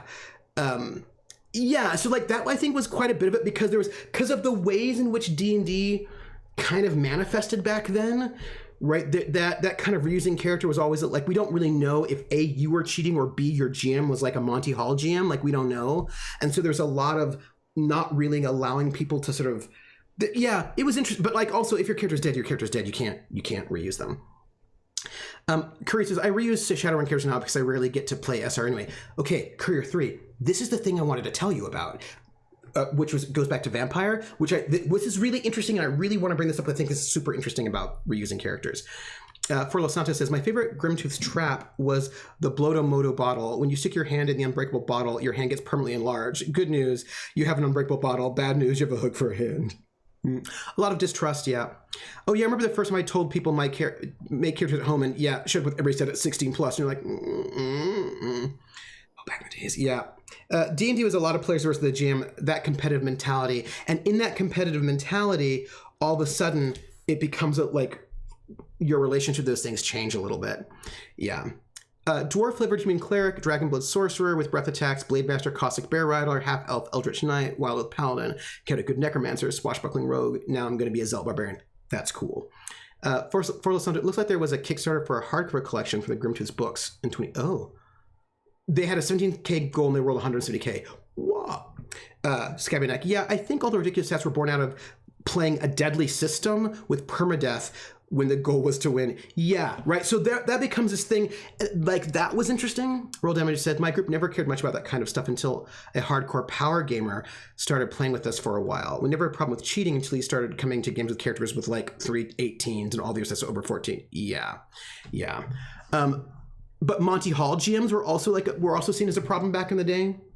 And for those of you who were not back in the day, most of you were, Monty Hall GMs were GMs who would just like give excessively overpowered treasure super easily all the time, right? So you're like, oh, you're a first level character. Oh, you killed some goblins. Here's like some level 20 magic items. And like, so like, who would just like give out all like just more stuff than you should be giving out. So like, because they wanted the players to like them or whatever. So like, that was always like, so then they would also like those, if you had a player, a character, a PC from a game with a Monty Hall GM, they would often unbalance like in a different game. So that was like an issue.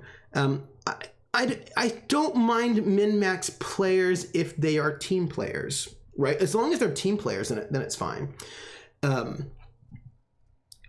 But one of the other things that was really frustrating about and like, I'm really not into people reusing characters. I still am not, and I often still don't. And one of the things is that it was atmospheric controls are online. Interesting. Wait, sorry. And one of the other problems, and this was like security statics, atmospheric controls online, issue detected with automatic mechanical trolls. Okay, let's go here. Request for automatic security and assistance installation. Oh, well, what happens if I go to there? All sensors currently indicate a standard level range. Okay. Well, it looks like there's not much I can do here. Interesting. I think a lot of folks have met jerks plus min-maxers. Yeah. I just think it's the jerk problem, you know? So, interesting about this. One of the other reasons why, there are a couple of reasons why, and it's interesting, it's very interesting. One of the problems, like, don't reuse your characters, is that so many times, where did I come from? Yeah, their jerks are very tight. Oh my gosh, there are. I need to go through this door. One thing that always bugged me as both a player and a GM, and one of the reasons why reusing characters from other campaigns was often not cool, but again, I'm going to get to Shadowrun and Vampire because this is really interesting, is that, have you been in that game? Have you been in that game where somebody reuses a character, they bring in a character from some other campaign, and all they do in the game is talk about how awesome their character was in that other campaign? Like, all they do, transition to Devil's Peak Summit. No, that's not what we want. I think we have been through most of it. I'm a min-maxer in games where it matters. If I'm playing a crunchy system, part of the fun is character optimization. What about the players that play themselves, no matter what their stats were? We had a lot of low-end characters that were somehow as smart as their players were, and you're like, yeah. I vetoed a player's character concept because they were going on how awesome it was in another campaign, because I could tell they'd get up to this one and they would never, But also, like, it just gets old. Like, we're trying to play this game. Do you know what I mean? Like, I want to play this game. I don't want to spend like a half hour every session you talking about how cool your character was in that other campaign. Like, we're here together. Like, we're supposed to be like, this is, come on. And that's one of the reasons why, like, playing old reused characters is always a bit of a sour taste. But also, I think I've looked at everything in this room. I think I have, so we're gonna go up through that door. But also, and this is like my weirdness that is based on chasing that dragon. Yeah, my weirdness that is based, and oftentimes they would try to pressure the GM to get the same things they had or whatever. But this is a thing that this is my weirdness, and it's sort of based in this thing, but this is like my weirdness. I kind of think that that PCs are real, not in real life, but they're real in the game they were in. And it was always weird for me to be like, oh, thank you.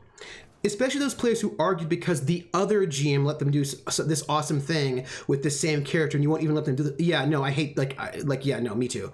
Like I really hated that. I did not like it, and I was like, let's just avoid this thing. Let's avoid that. Let's not have this happen. Let's start fresh, and let's make characters that are related to this game world and maybe the other characters. Let's do that. Yeah, that's exactly what the player was doing. I just need to find a werewolf to get them to change my sorcerer to a lycanthrope. Like, let's come on. Let's stop this. Playing a character again feels like a character in a show getting recast. It feels off. I had a player pull that on me, on a rookie 3-5 GM, accidentally allowed a now known munchkin to use arms and equipment guide for gear. Oh, yeah. He turned up with a homemade masterwork battle. Yeah. But also, and this is weirdly philosophical, and I know that, but I think of my PCs as real people, right? Like, they're real people, they're not real people in the real world, but they're real people in the game. And as real people in the game, they had friends, and they had a life, and they had a backstory, and they had these experiences. And me taking them out of that game into some random other game where those things are not there felt wrong, and it felt off.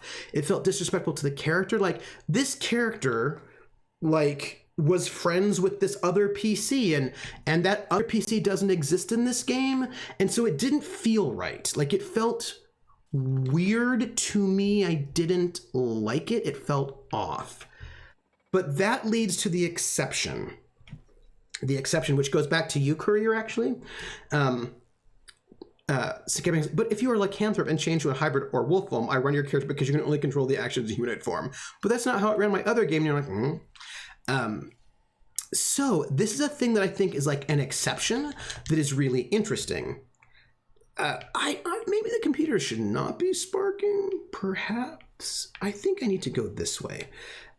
So the one exception, which I think is really interesting, which sort of challenged this thought about not reusing characters, I still was a little bit iffy on it, to be honest, but here's a space where it actually made sense, and that is Shadowrun and Vampire. Backstory with living NPCs that didn't die tragically. Are you sure you're playing D&D? You know, it was that Vampire and Shadowrun and Vampire really, but all existed in a shared universe, right? The way that they were written, like it was the publishers creating metaplot, right?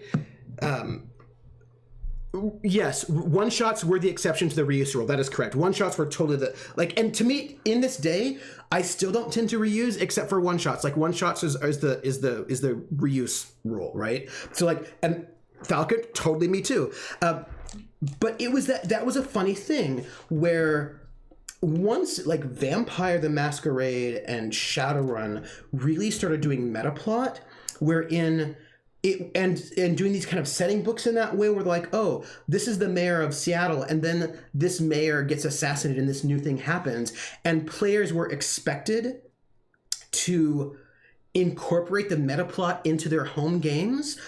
All of a sudden it felt like, oh, there's this larger shared universe that we're all playing, so I could theoretically take my Daughter of Cacophony that I'm playing in this game and play it in some other game because it's the same world.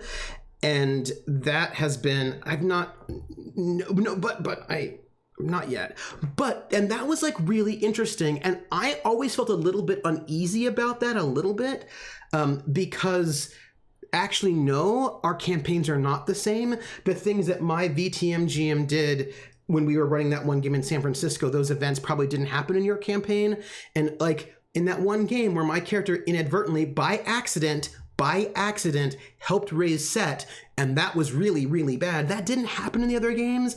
And so then for me to play my character in that other game where Set was not accidentally raised, all of a sudden, like, I've got to do weird retcons and I didn't like it. But Shadowrun and games in like sort of shared universes like that, I think open up the possibility for more shared like for more PC reuse in ways that a lot of other games didn't, and I thought that was really interesting. I've only reused one toon, but it was moving from a whole new game to a whole new game world, and so it started her over to base. True, I'm going to be without a car in a western state with no real transportation for 5 days because they didn't give me a spare tire, so sell your mods. Ooh. Courier, it was an accident. It was an accident. I accidentally, okay, so it may not have seemed like an accident to other people. It might have seemed deliberate, and I understand why someone might have thought that my character deliberately raised Set, because there was like, we were doing a ritual in a pyramid. Our play, like no, honest, she didn't. It kind of wasn't. Okay. So what had happened was, by the way, all right, so you can get weirdness where a character level up in the other campaign, original games resumes, and all of a sudden, yeah, right. I didn't sell them yet, but you know, I haven't gotten to a space where I can. Yeah. Okay, so this is what happened. First, let me read this and I'll tell you. Select recorded transmission for a listing of all the scheduled incoming and outgoing broadcasts. To go live, please ask your producer to initiate broadcasting. Do not begin broadcasting without the supervisor of a senior producer. Thank you, Val. And now a message from our sponsors. Tired of itchy acid burns? Try Auntie Cleo's artisanal Borst-scented moisturizing cream. Gross. Gross. I've reused the characters across many MMOs. Yeah, but they're not the same, only in name and... Yeah. It may not fit the definition of accident in any language, but it totally was, I swear. Okay, so here's the thing. Here's what happened. Accessing. Status that station's primary band is presently oversaturated with continual transmissions from sister settlements. Off-road signals are unable to be isolated for recording. Interesting. Outgoing transmission SOS. Incoming transmission, Amber Heights, Stellar Bay. Administrator notes, Amber Heights data is iconoclast in origin. Graham is behind it, must speak with him. Stellar Bay broadcasts are coded gibberish. Could potentially be used to blackmail Sanjar. Has a signature all over it. Oh, that's interesting. Huh. Let's look at our personal files. Bad Trooper, now Crum will think I did. No, I just haven't had a chance to sell it yet. Hey, Drunken Scout. So this is what happened. This is how my character accidentally raised Set in Vampire the Masquerade. It was an accident. It was an accident. So what happened was my character was a daughter of a cacophony with like humanity 8, and I think by the time the game ended I was like at, I don't know though, I don't know if I ever got to 10, but I was like at 9 by the end. And my character, this daughter of cacophony who was independent of the Camarilla, didn't believe in like judging people. Do you know what I mean? Like, I don't believe in judging people, do you know? And so like it was like, you know, super open, super like, you know, everybody's welcome in my club, no judgment.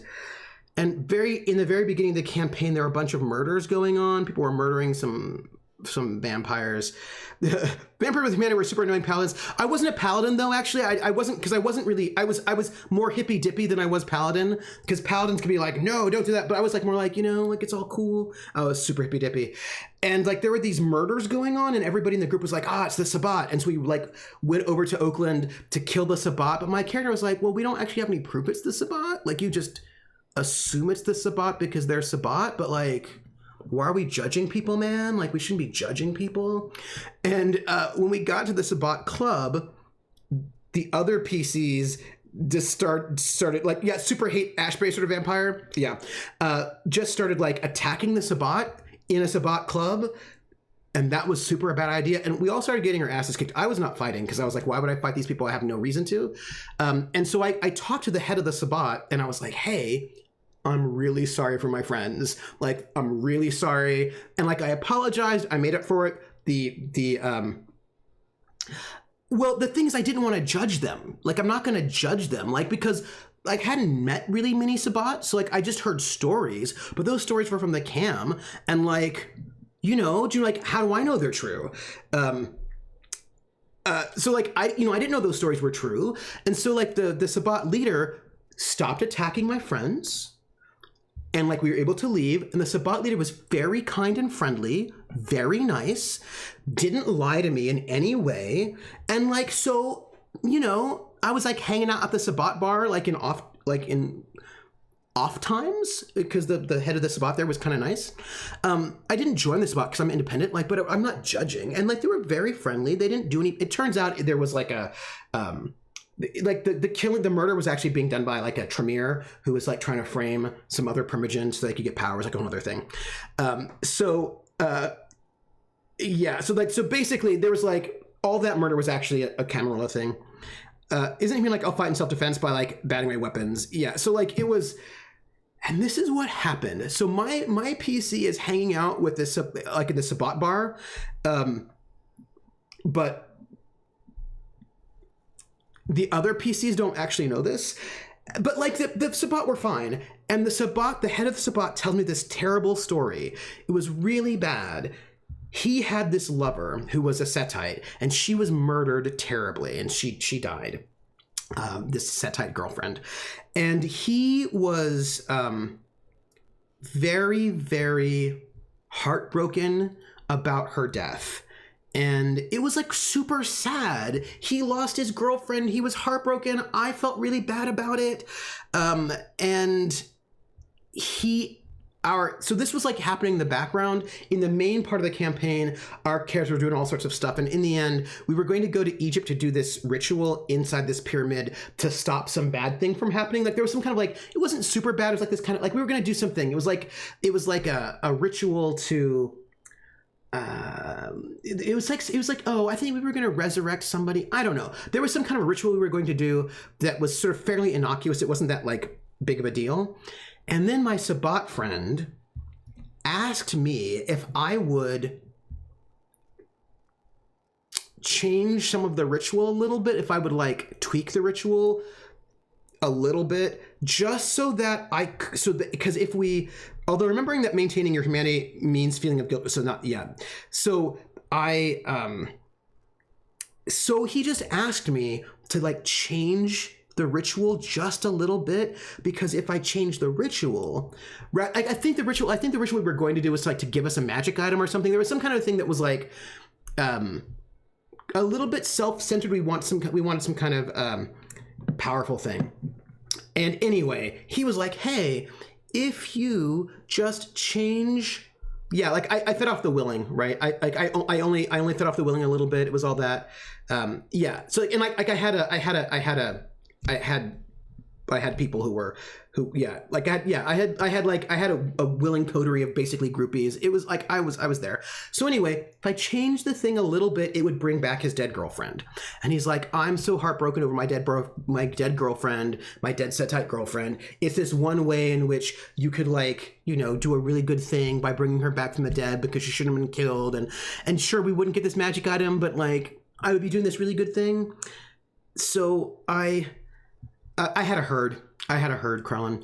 And so like we, the party, went to the pyramid, and like I didn't tell the other PCs when I was doing, but I just tweaked the ritual a little bit so we could bring back the dead girlfriend. Turns out, okay, this may shock you, the head of the spot was lying to me. I realize that you are shocked by this. Turns out we did not raise his dead girlfriend. We raised Set. And it was like, oops. Oops.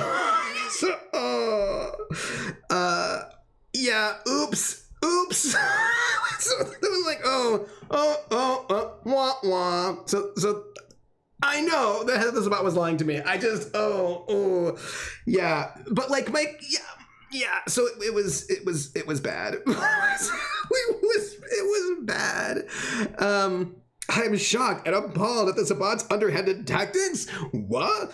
Anyway, so for me, that character, I just couldn't play that character in another vampire game, even though we were all theoretically set in the same universe, because in the game that I was in, we raised Set, and like, you know what I mean? Like, it all worked out in the end.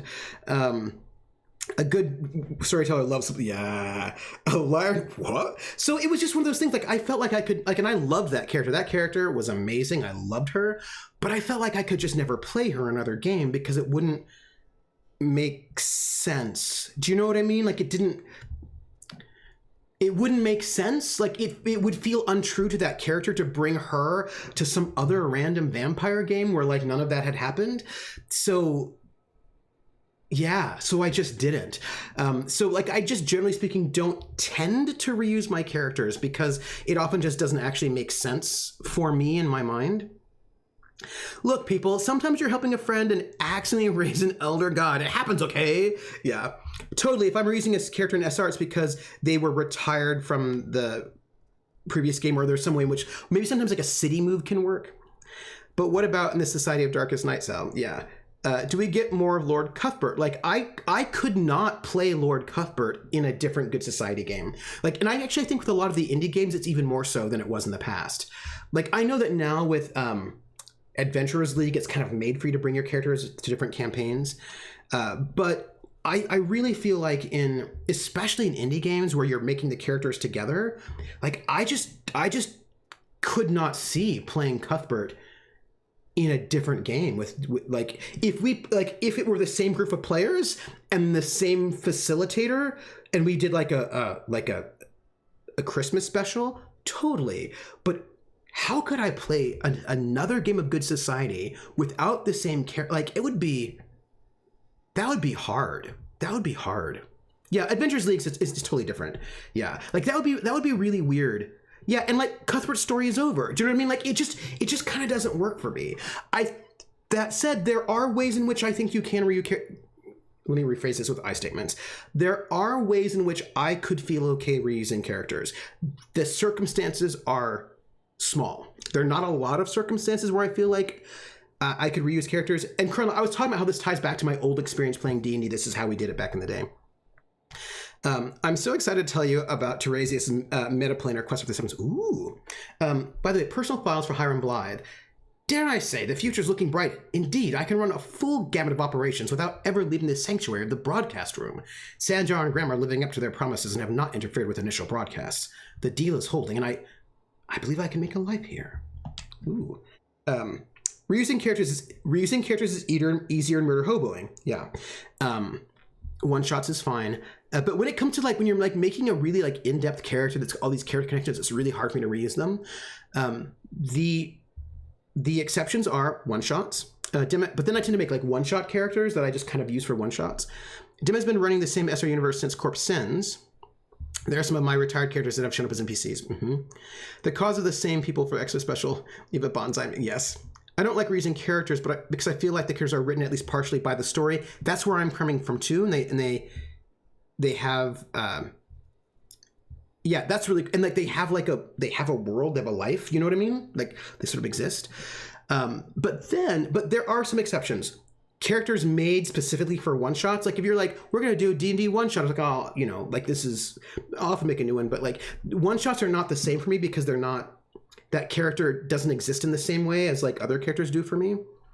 I feel like Cuthbert could totally get reused if the new campaign idea was centered around why Cuthbert is involved in scandal and drama and high society stakes again.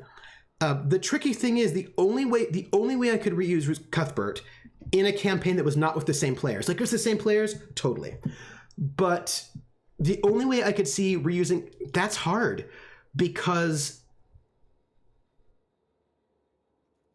the only way is if it were, like, here's the only way. It would have to be a campaign set in Italy. Like, if there were a different group of players and we all decided to set the campaign in, like, a scandalous space in Italy, then I could do it. Like, that would be okay. Because none of the other PCs are in Italy. Since none of the other PCs are in Italy, if the game were set in Italy, I could reuse Cuthbert because all of his friends and family would basically be backstory. They would not be relevant. That's really the only way I could reuse Cuthbert. But that would require a good society game where everybody wants to play in Italy. Otherwise, I just don't think I could reuse him. Oh yeah, I might play my No More Forge Artificer Battlesmith in another game because I made him for a one shot. Yeah, totally. Yes, and the thing is, we could do Whisperers 20 years later, but we would need basically the bulk of the same players. I should have been another group's game as a bounty hunter. Yeah. So besides one shots, there is another exception that I make, and that exception is characters who don't yet come alive. And the line of that is a little bit tricky. So for me, going back to what Sal said, right, that the characters are written partially by the story, at least partially by the story. So if I have a really interesting concept, like let's say I decide to make a vampire character, and I got this really cool concept, and that concept is that the character is a Bruja nightclub bouncer who is like, I come up with this whole thing for this character, right? If there is a line for me when the character becomes now no longer transferable, and that is the thing, like if I play that character in a game and that game folds after one session or maybe two sessions, like if I don't actually get to play the character really, so the character doesn't really become alive and written into the world yet, then I feel like I can reuse the concept because the character hasn't become autonomous, has not become autonomous of me yet. Does that make any sense to you? But like if the character has become autonomous and grown, like there's a moment where I've played the character too long, people have just pick them up and drop them out. And I think a lot has to do with connections to other PCs and being sort of written into the world and impacting the events of the world and being impacted by events of the world. It becomes really hard for me to reuse that character unless there's a way in which that character can move to a new place and have that old world not be relevant. I had a swashbuckler tanking the Cloud Kill Room and Tomb of Horrors with two murderous mind-controlled PCs trying to kill me. Ooh. I had a ton of potions and managed to get out of the room through a hidden exit. The main door had been sealed via stone shape. I I ported an old retired Shadowrun character in Dema's SR universe, but I altered parts of her story, so she's no longer a literal dragon slayer in order to make her fit. Because I needed a second voice to use in some IC discussions for when my main PC's fate is in the air. Yeah. And I think for me, that's part of the thing, is that I don't feel comfortable altering a character's story when the character has now become autonomous from me. And this is like a really weird thing to sort of like ponder, because like when the character, like there's a moment for me the character becomes alive, slightly independent of me. And I know we're talking about fictional characters, I know that, but there's a moment when I know what my character would do, which would be different from what I would maybe want them to do. And once my character becomes autonomous, I no longer feel comfortable just altering their backstory so I can put them in a new game, because that feels like I'm doing a kind of a violence to that character that I don't feel comfortable with. Curry says, yeah, if the character is part of an aborted campaign, a campaign that didn't get very far, then you're kind of just resetting the character. Yes, like that feels like okay to me. Like, oh, okay, I only got like 1 or 2 sessions in, I can reset the character, and it's like the character's not yet alive, so it's okay. Yeah, my Toreador Gunslinger isn't transferable, both because he's dead and because his death was a fitting end to a story. Yeah, and then I just don't feel like just bringing them back. Yeah. Yes, Curry's like, there's a point where the concept becomes a character, and at that point in time, I feel uncomfortable porting them to another game unless it works with the concept. Like there are kinds of games and kinds of places where there's places where you put the character aside, like where you give them pause, where it could work, and there are certain game concepts where it could work, and then it's okay. But for me, it needs to be a concept that doesn't disrespect the character. And like, and I understand that's a weird concept because I'm giving a lot of agency to the PC, which is a fictional person, but I kind of do that. Yeah, what would this character do to resolve this major problem? Probably get a hold of their friends who are in this campaign. Scabinak, that's the thing. Yes, right? So for me, that's just one of those moments where I was like, wait, some campaigns are a little bit easier than others for this to happen. If it's a campaign where my character could very easily get a hold of their friends, then it's harder for me to port that character over. But there are instances where we've done it and it worked fine for me. You know, Breach, the character I wrote the SR history article as, yes, was a transfer from an SR campaign I ran. She was a sister of one of the PCs. Oh, that's interesting. But becoming an old hacker writing history articles for a street newspaper definitely fit her character. Yes.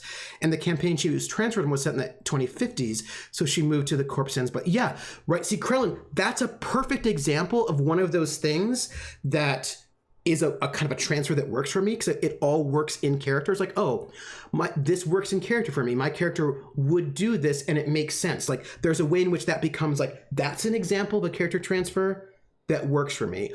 Also, weirdly, Ravenloft often works, because I was playing a game of Ravenloft where we're basically all not from Ravenloft, and we were ported into the Ravenloft. We were all from like a mix of like Greyhawk, Forgotten Realms, different sort of places in the metaverse, and we were all sucked into Ravenloft, so that was fine. Do you know what I mean? Because in the universe, it makes sense that character could be ported into that space.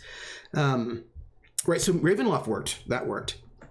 And Scabinak and Bird are like, yeah, that works. Chromatic says, I think the ultimate game should have the characters acting on setting info outside the player.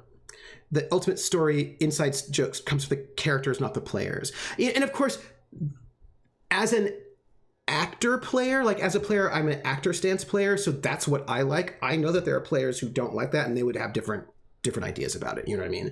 I could see you playing your dwarf from Saltmarsh in Ravenloft. Oh, totally. Like, I could see that, no problem. Also, there are like Doctor Who campaigns where you could actually pull in your characters pretty easily from all over the place, because they get sort of picked up from their space and brought to a new world. There's a campaign setting where all the players are dead. Not the players, pardon me. The PCs are all dead, and then they wake up in the afterlife. I can't remember what the what that campaign was. It's a setting. It's Riverworld. Riverworld. Is that right? Wraith, right? So basically there are ones where your characters are dead. So like I would feel comfortable picking any PC I've had that has been killed, because that actually works, and then bringing them into that game, because that's how that game works. And so for me, a lot of it has to do with, does it feel like I'm disrespecting the character? Does it work with the character's sort of story? Does it make sense? Right. And then as long as those things fit, I can, or has the character not come alive yet? Or is it like a one-shot character that is not, you know, then I can reuse the character. But other than that, maybe it was Geist the Sin Eater. Like, and but other than that, then I tend not to feel comfortable reusing the same actual character. I mean, if you're an archetype person, like I'm going to play a big beefy person, like I can play more than one big beefy person, but they're going to be a little different. They're not going to be the same. And like, I feel like that's very old school of me. Like, I feel like that's a very old school sort of way of thinking about it. But with Calamity, she had performed a martial feat worth of legend, one-on-one combat with a literal dragon and winning, and had made enough money to live the rest of her life with her wife in comfort with a live-in bodyguard. So she was able to just retire and run that orphanage she always wanted to start up. Oh, that's cool. Yeah. But because Wise Warrior isn't a fan of complacency, she keeps an eye on the shadow community and occasionally like does stuff. Yeah. Yes, Vulpes, it was GURPS Riverworld, because I think GURPS was a Riverworld supplement from 3rd edition, I think. Yeah, and so Sea Spider-Man's like, I tend to reuse concepts, not characters. Yeah, and I try not to, when I reuse concepts, I don't, like, if the concept is like, okay, for example, it depends on how broad the concept is. I'm going to read this for you. Personal files from Hiram Blythe. Had a near miss the other day. Nearly ended up with the board on my trail. We will mark that trial firmly in the failure category. One must experiment, however, to ascertain the best methods. I have found thus far that the most reliable method for evading detection within the limited frequency of Monarch's off-world transmissions involves duplicating regular news broadcasts on several unused frequencies. My information gathering associates no to filter out the sounds in the vocal range, in turn isolating the embedded data. And the board's authorities are none the wiser. Playing Hazard has never been so thrilling, nor higher stakes. I wonder how my chaotic good necromancer who hates the undead would work in Ravenloft. Oh, that would be interesting. Krellin says, I make so many characters I've never played that I never have to reuse a character. I just pull out one that I made on the side, usually modified for the thing. Yeah, that's also true. And also I'm very often inspired by the game itself. And so I'm like, you tell me a new character, you give me a campaign concept, and I usually will come up with a new character for that campaign concept, and that often is important to me, that I'm like, oh, we're going to be doing a what now? Oh, okay. And then I sort of like come up with something that is there and related to the other people. Okay, better get to work. Getting to chat to y'all again was great. Oh, thank you, Courier. Take care, have fun, and try not to get too far in the game without me. I'll try. I'm interested in seeing what they do with Ravenloft with Vistani. Yeah, that'd be really interesting. And so like for me, since my characters are often like born out of that particular campaign, and like again, I often don't like, it's not as interesting to me, for me personally, to just reuse some character when I could make a character that is more closely tied to the world that we're in right now. So that's,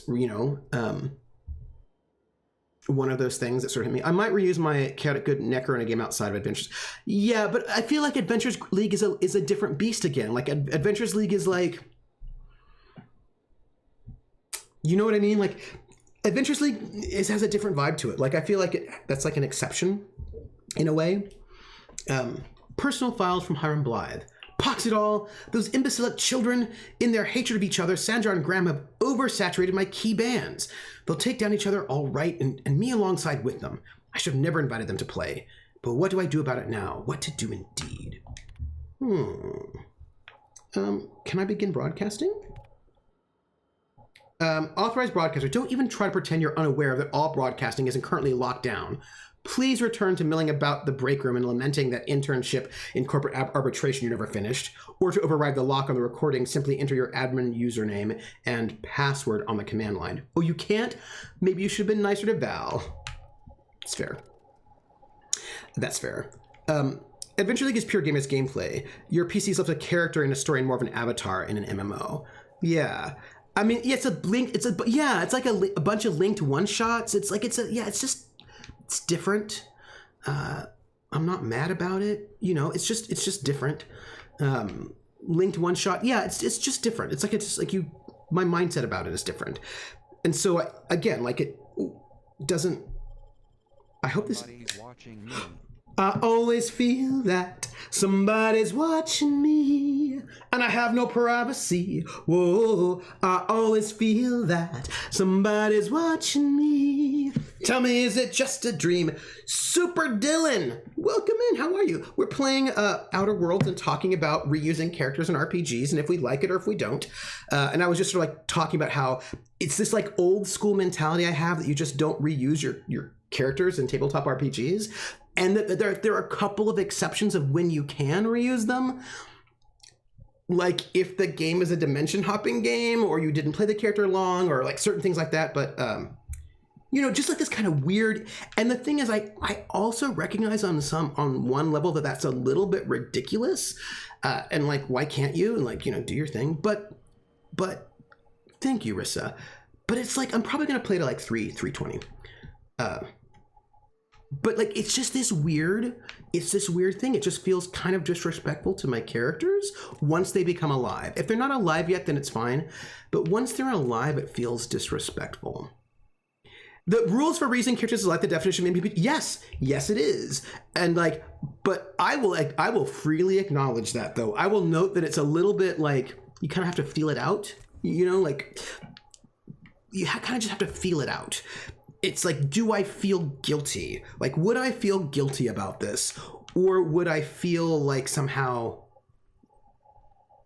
it isn't? Yeah. Like I know what I say. Yeah. The problem with is that Adventure League characters need to be able to go between Adventure League games. You need to be able to bring Sir Frostbolt to Gen Con and All-Star FLGS monthly AL get together. So you can't exactly, in the spirit of fair play, show up swinging at 500 plus 7 against Frost Giants out of nowhere. Yeah. Oh, you have convention characters. That's exactly right. Like for me, like one shots and convention characters are characters that you just play because they're kind of made for that, and that's sort of like the concept of it. And I think about them differently and I don't feel uncomfortable. Yeah, totally. It's not a question of can you, more like of an it feels wrong. Yes, like, and for me it feels wrong, but for other people it might not. Also, this is not getting us where we need to be, it doesn't look like. Yes, as Trooper is involved in big time weird science shit behind the scenes. When he says alive, you should see the rest of the apartment building. You know. Complete, but I wouldn't do it for a new campaign or something like that. Yeah, and it's like, and again, it's like this really like it's like this subtle, it's like a little subtle difference. It's a little bit. You just have to feel it. You know what I mean? You have to feel if it feels right. And it's funny about reusing concepts because sometimes for me, if I reuse a concept, it depends on how big the concept is. Because, for example, my concept for the Whispers game that Rissa was in was very specific. So Whispers was a transhuman space game. Transhuman space is a GURPS setting that is transhumanist rather than cyberpunk, near future. It's this whole sort of thing. I'm not allowed to have a +1 longsword, +5 versus party members. Nope. Also, we need to figure out where we're going here. You know what, everybody? I think I just walked by this guy the entire time. I think I just walked by him and he was here the entire time and I didn't even talk to him. What is even that? I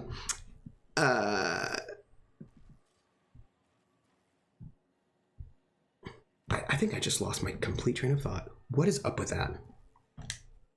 Never thought I'd be ecstatic at having the walls painted in blood, but seeing as it's not mine, I'd say this calls for a celebration. This ought to square our debt.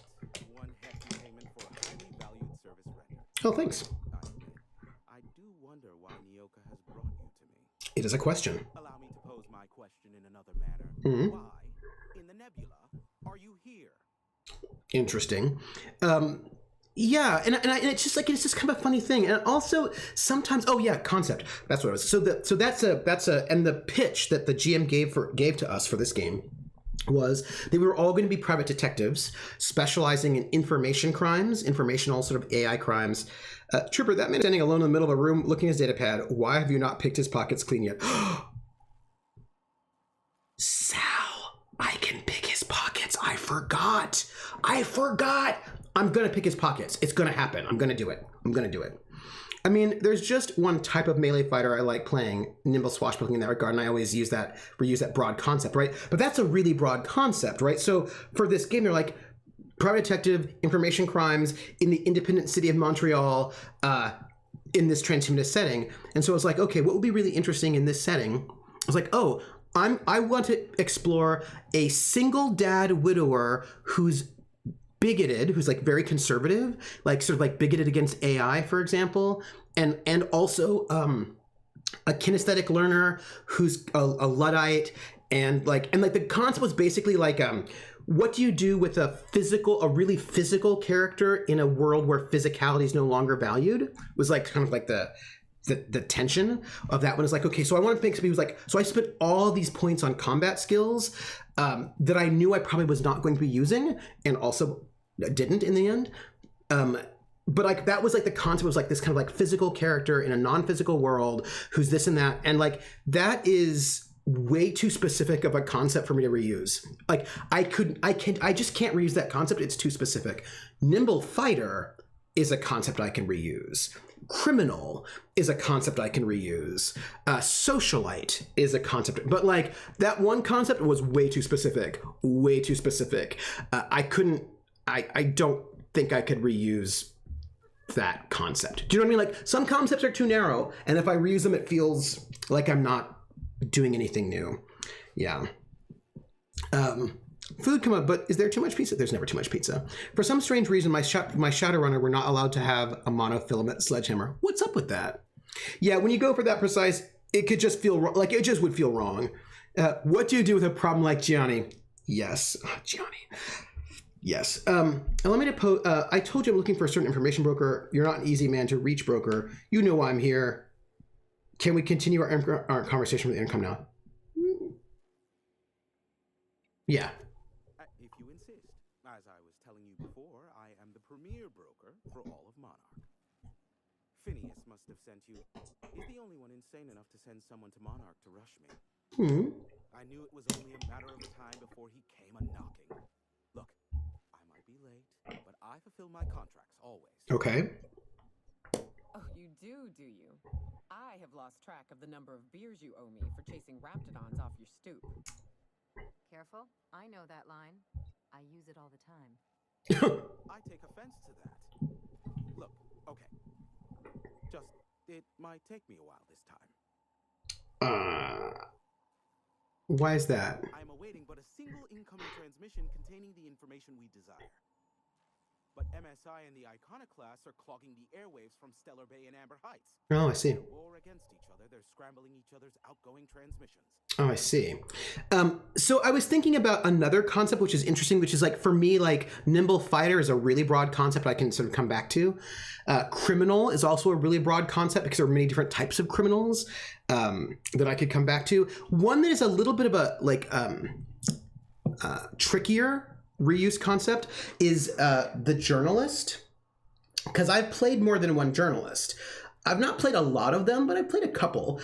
And journalist is a little bit more specific, and so you have to be a little bit careful. Like for me personally, reusing journalist as a concept, I've got to be a little bit careful that I don't feel too reusey. So the character that I'm playing in Aether's Walkway, that character, Livewire, is really, really different from my character, from that character that I was sort of playing in Shadowrun for Corpse Ends. So that's different. Like, so like if I'm going to do another character that's a journalist, I'd have to figure out how to make sure that character doesn't feel too reused, because that's a little bit more specific. But like, I think like I haven't done like like, I feel like you could do it. Do you know what I mean? Like, I feel like I could make a character that's another journalist that's very, very different. I just would have to sort of be a little bit more careful with that one.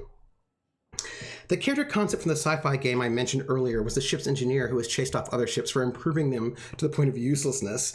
He was a four-armed race with a prehensile tail, so he'd be running 2 sets of turrets while keeping score with the tail. Also was known to keep one of a pair of dueling stunners that the pilot had the other, and would use them on each other at the worst times. That's funny. Pure Chaos Monkey for the late 80s, yeah.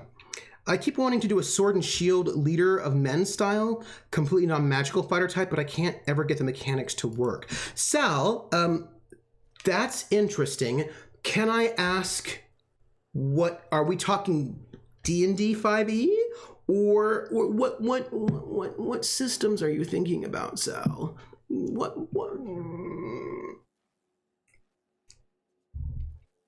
Just asking. So we kicked them off. Exactly what I was thinking.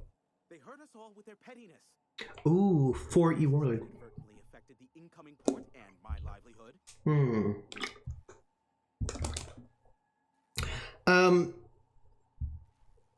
Tell me more about the MSI and the Iconoclast. I want to hear more about this. Graham and his iconoclast believe anarchy is the way of life. Sanjar opposes it as he's taking strides to corporatize Stellar Bay.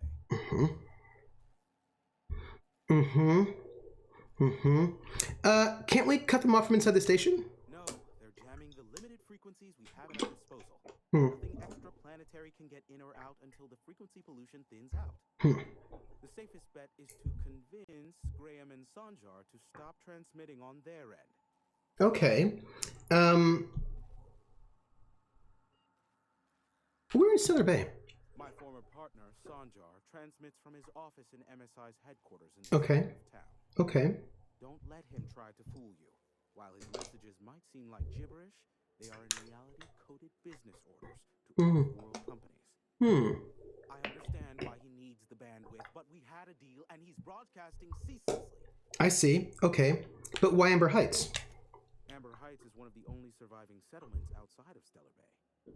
Graham Bryant and the Iconoclast there got their hands on a working relay station. Now they're ceaselessly transmitting philosophists ramblings Oh, I see. by airwaves. Yeah. Okay. I will talk some sense into them. If you do that, I'll be here waiting on the receiving end. Okay. Luck be with you. I have a feeling you'll be needing a pinch of it, plus a vat of patience. But also Nyoka needs a favor. Oh, great. I love doing pro bono work for friends. Aw, you called us friends. Aw. I'd normally entertain your self-aggrandizing delusions, but this time it's important. Important to you is not the same as important to me. Although I do recognize that you may have earned some goodwill during your months laboring for me. Let's see. Might also work as a war college bard. But most fighter types in games tend to be solo artist bruisers that don't lead teams or play well in teams, other than being big dumb stick. 4E Warlord is... You know, a lot of people really liked the 4E Warlord. Right? A lot of people really liked the... You know, here's one thing I will say about 4th edition is when I hear people talking about 4th edition, oftentimes they really, really like the Warlord. That is something that, I mean, I've heard this multiple times from people being a little bit nostalgic for the Warlord. Warlord is really good. Here's the question I would like to ask people who like the Warlord and who also know your 4E and 5E well. Can the Warlord work in 5E? Here's the question. Is the Warlord something that could be translated into 5E, or are the mechanics different enough that they can't, is my question. How does pineapple and grapefruit soda sound to you? Pineapple soda's delish. I've had some grapefruit San Pellegrino, I think. It's okay. It's all right. I think I had like a ruby red grapefruit soda from San Pellegrino or from one of those places. It was pretty decent. It was sometimes it was a little funny, but it's good. Battle Master is about as close as you can get in 5e. Basically, the Warlord turn was spent making other people shine. The translation to 4E mechanics 5e is really rough, yeah. The Warlord gets most of the mechanics translated into the Battle Master subclass. Because I know the Warlord would like do things like move people, right? Like they could like shift people on the battlefield. They had a number of like sort of map-based powers, I think. Is that correct? Actually, yeah. Doesn't the Battle Master even have a technique to let other people make attacks on their turn? Theros is a new fighter subclass. Considering the theme of Theros, it could have some cool leadership stuff. I'm going to persuade. She's your friend and she's in need. You're the only one who can help. Tug on my heartstrings, why don't you? I'll do what I can, all right? Rebecca Hodges and Anders Wadsworth. They took a UDL contract back when Monarch went to shit, and I need to find them. I believe them to be on Terra too. If UDL hired 2 hunters back then, it would have been for creature clearing purposes, round 1 of their Spacer's Choice outposts. These are the coordinates for the outpost under the last UDL contract. Now scram. And, good luck. Thanks, but you're an info broker. What's that? I mean, I know that an information broker is basically, you know, from Mass Effect, but I'll ask. Trick question, because to answer it, you'd need to pay me. Of course, I could offer you a vastly more interesting bit of data instead. Try me. Ask me anything you'd like. I'll even offer it for free. We'll call it in exchange for your help with the broadcasts. Ask me what you will. All right. When it comes to grapefruit soda, it depends. I've had some grapefruit sodas that are really good. But some I've also had some grapefruit sodas that taste a little bit too chemical. So it depends on how you do the grapefruit. San Pellegrino tends to do grapefruit really well. I think they use actual fruit juice though. But I had some grapefruit soda that felt really chemical, and I didn't like that one. I didn't like that one. The Battlemaster moved people around a lot and even let party members make attacks on their command. I don't think it's called Wolfpack Tax anymore.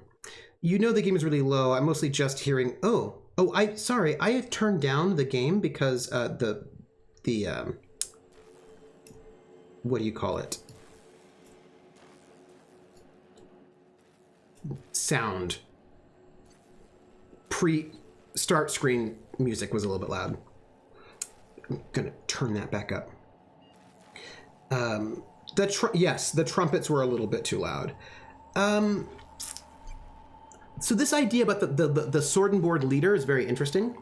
It's very interesting. And I'm thinking about what systems would I try to make a sword and board leader in? Background music, thank you. Let's talk about the board. I'm curious about MSI. What can you tell me about Phineas? Yeah, what can you tell me about...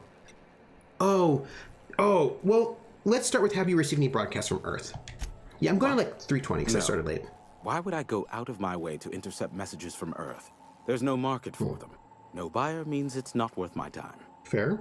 Now, if you wanted me to intercept a certain one, that might be worth it for the right price. Oh, good. I get to ask all the questions. Can you hear it better? What can you tell me about Phineas? Not much, admittedly. Oh. Well, you must know something about him. Phineas has been in hiding for the past 35 years. He got in touch with Nyoka first, who I use as a physical go-between. The rest is history. As far as what's between us, I mean. Outside of that, well, that's a Raptidon of another color. I'm listening. I do know this much. There is a sharper side to the good scientist than you'd expect. If allegations are to be believed, the experiments he conducts for the greater good are in fact treasonous and for self-gain. I am not convinced as to the validity of these allegations, considering the source, but I am also not unconvinced either. I want to ask you something else. Luckily for you, I am a veritable font of information. Awesome. Yeah, so of course you could do it in GURPS, right? In the sense that you can do a sword and board fighter super easy in GURPS, and it's quite interesting. Now the question becomes leadership, and what does leadership mean? There are of course leadership skills. I think some of it comes down to what scale you are wanting to play at. I think there is something more specific in Dungeon Fantasy. Barantor, I think that's true. He does sound familiar. But also, what's interesting about GURPS, which also works with another game I was looking at. This is something I was reading about. Hey, Beetlewinds. GURPS has mass combat rules, so there are ways in which you can move out from like the small tactical to the strategic and use leadership to sort of influence battles on larger scales, right? So you could play a sword and board fighter using mass combat rules where you can actually sort of command armies and have that mean something. So that is a thing that would work in GURPS. That's a little bit different from like the 4E Warlord, where you're doing individual buffs in a party battle combat, although I think they also have something for that as well. Yes, but that is something that I don't think that D&D has at all, because old D&D had mass combat rules, but I don't think 5e currently does. Oh, he's the voice of Hordak. Oh. So that's a cool thing that you could do in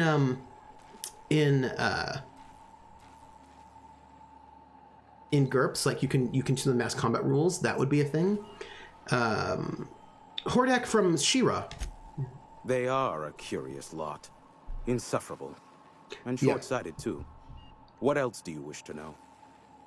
I'm curious about Graham Bryant's deep dark secrets. Some say Graham suffers from nightmares that leave him sweat-drenched and screaming. Interesting. I would assume it stems from the friends and family he lost in Amber Heights all those years ago. Oh, Guild Wars 2. I could use some dirt on Sanjar. Sanjar's not actually at fault for his past performance reviews, but he can keep hunting for loopholes to get back on the board for the next century. He'll never be reinstated. Ooh. Not in his lifetime. For Ouch. Nebula's sake, even with the loophole I gave him, he's only in charge of MSI because every other exec died during the massacre at Amber Heights. Oh, wait, what do you mean? I gave Sanjar and Graham legal information that would allow MSI to own Terra 1 once the other corporations had abandoned the planet. The execs had their concerns, but before the matter could be resolved, pirates raided their homes in the night. And sorry about that. I saw the little, a little sound bug.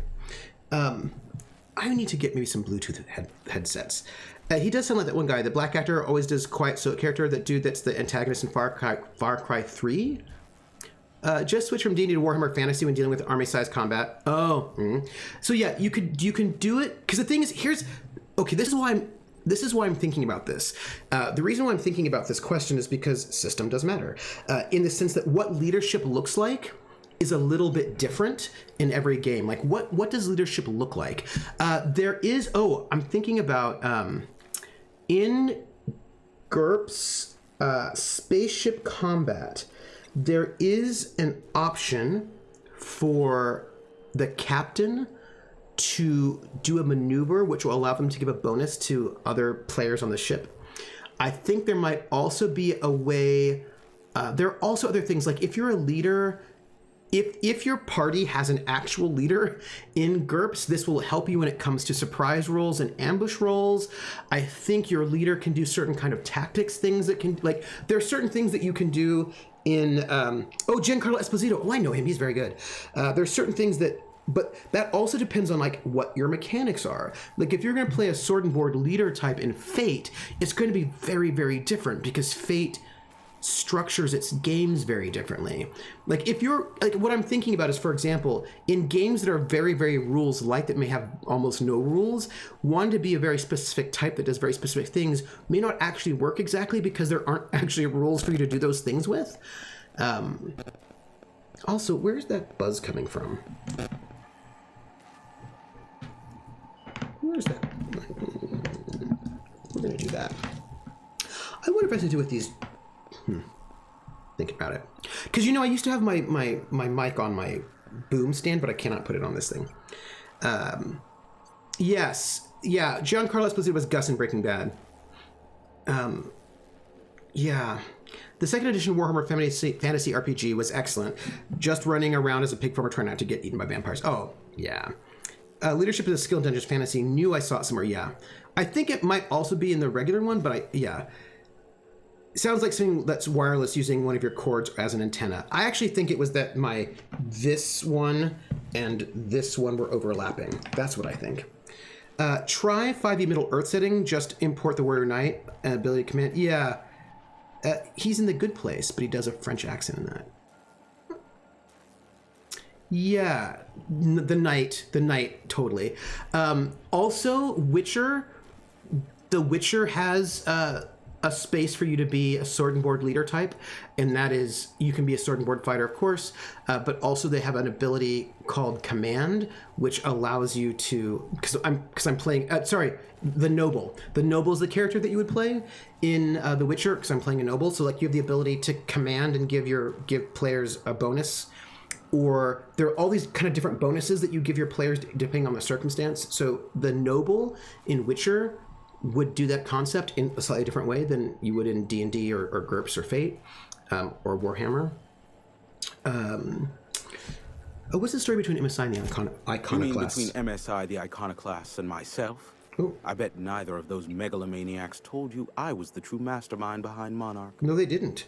Back when the colony was still Terra 1 and corporations were abandoning us left and right, I'm the one who approached Sanjar and Graham with the means to our salvation. I offered them a legal way to take control of the planet. If MSI were the only corporation here, they could claim sole ownership. So, MSI would have to stay behind while the other corporations left. Precisely. The other corporations were fleeing because of the hazard clause declaring Terra 1 uninhabitable. But MSI had lagged behind, giving Sanjar and Graham an opportunity. Take over MSI, stay here while the other corps left, take over the planet. And there was nothing in it for you? Huh? Even then, I plied my trade as an information broker, albeit in a smaller capacity. Of course, I demanded an exchange for the data. Thus, the bargain was struck. They could run MSI while I would operate Devil's Peak Station. Unfortunately, relations have soured over time. Why did the partnership fall apart? Competing ideologies. Graham believes Sanjar has become corrupted by the corporate lifestyle, that he is now similar to the original corporate executives they sought to reform. And Sanjar has learned the hard way that Graham is quite morally gray.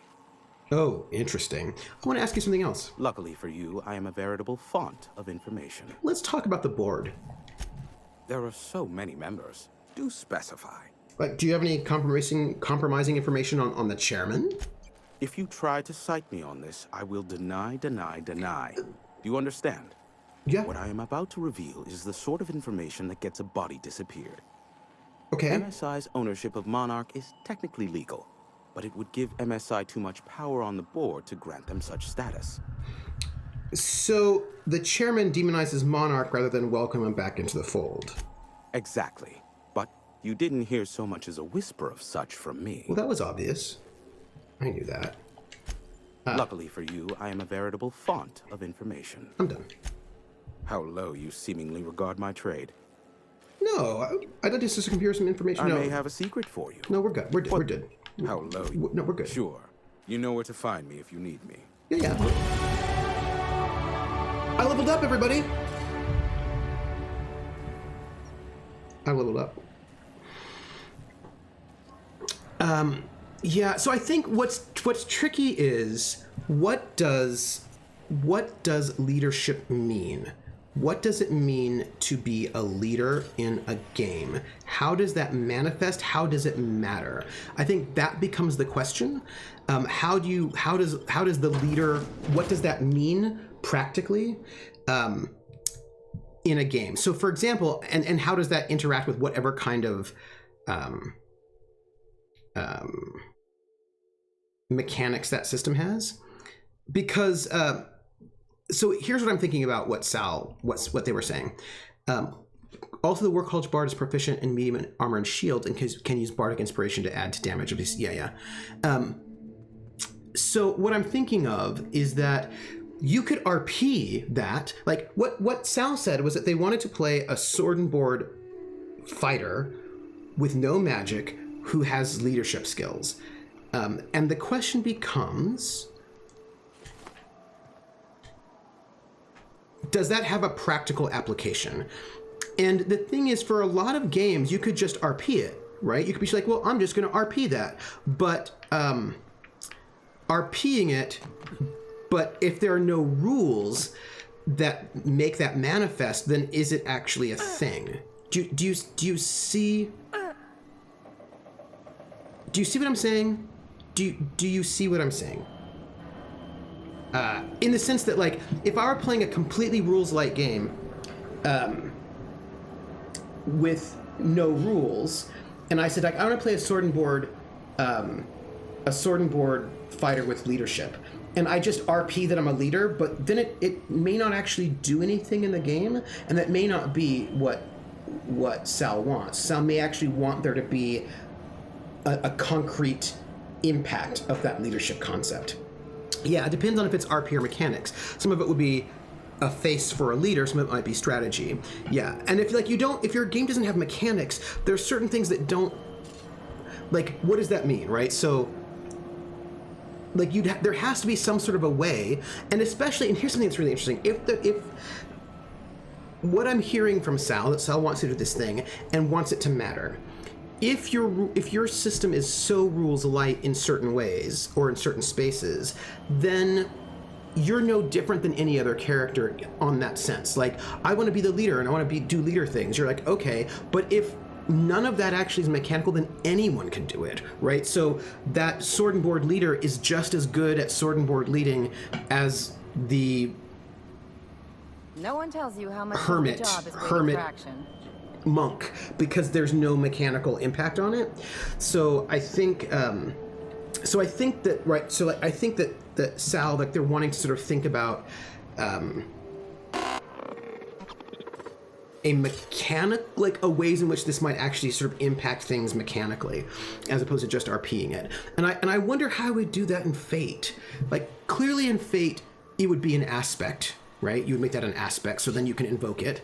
And I suppose you could then invoke it on other people. You might be able to make a stunt that might help you do something, like you could maybe do a stunt that might let you do something. Like when you lead other people, you get some kind of a bonus or something, or you can give them a bonus or something like this. Yeah, right. So but these are the things that become interesting. The Marauder is a dead or dying one. Slick work in there. Oh, cool. Thanks. All's quiet again. Thanks for the easy payday, stranger. Maybe C3 ought to hire you. Maybe. The thing is that there's a location that we should probably walk to from here. Just take that. The trouble with 5e is that every class requires their points to be spent in certain ways to be effective, and you just don't have enough points to be both a fighter and a leader.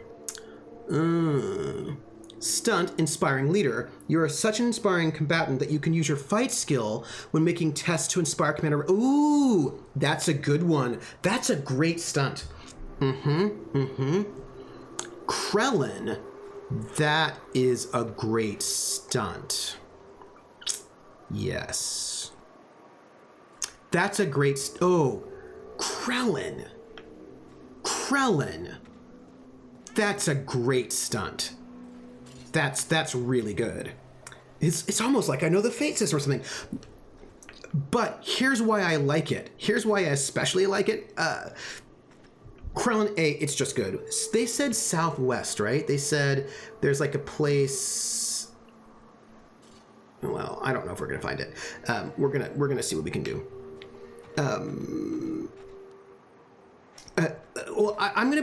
Rissa, I'm going. I'm leaving soon. Oh, hey, look. I'm gonna shoot that. Yeah, I'm heading off in like. So tell me what. Oh yes, this. Thank you. That's what I'm gonna do. I'm gonna tell you why I like this stunt, and then I'm gonna save the game. And then. So here's why I like this stunt, because for people who don't know Fate very well, like. I know this goes way back to the conversation we never got to finish about players knowing the rules or not knowing the rules. So there was this whole conversation earlier with Roll Damage about this. Roll Damage knows a GM who was like basically taking all the character sheets from the players because with the idea that if the players don't know any of the mechanics, that they will be more creative and imaginative and you know, just like do more stuff. And that is a take, although I also think that sometimes if the players don't know the mechanics, they are less creative because they don't know some of the things that they can do. It's like in the ways it's like sometimes you can be more creative when you have structure than if you have no structure. Sometimes not knowing anything can hamper you and make you less creative. But point being that one of the things that I am working on with City of Light and Shadows, and I feel like I'm doing pretty well, I'm feeling pretty good about that, is getting the players to know the rules better. Dot knows them, and Fox is a person she's going to learn her rules, and then she's going to figure out how to do stuff with them. But like wanting to get them to sort of really, no, I'm just finishing the story about why I like the stunt. And while we're there, I'm just walking. So what I want them to do is be able to sort of just get a little bit deeper into the rule set so that they know how to do cool things, because there are cool things that you can do when you actually know the rules a little bit better, and the rules are not that crunchy. So I should have said save the game and then tell me why the stunt. Maybe. So the thing that is so great about that stunt is that it encourages players to interact with the rules in ways that are very cool. So one of the really cool things is that you can set up other players for success, right? Like you can create advantages for other players that they can then use to like give them bonuses. And they're not doing that as much. They're getting there. Like they're getting there. They're not like they're getting there. Dot has done it, and that's been really good. And like so that's been really good. I think she's shown them how you can do it, and so they're getting better there. But that stunt is so good because it really just encourages players to sort of create advantages to help other people, which is like such a great part of the system that is really that you can do such cool things with. I just need to keep reminding them.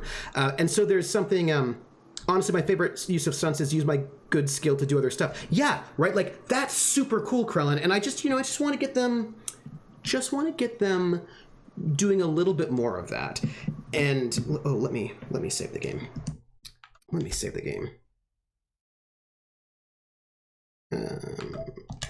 Yeah, we're gonna do that. We're gonna save the game. Yes.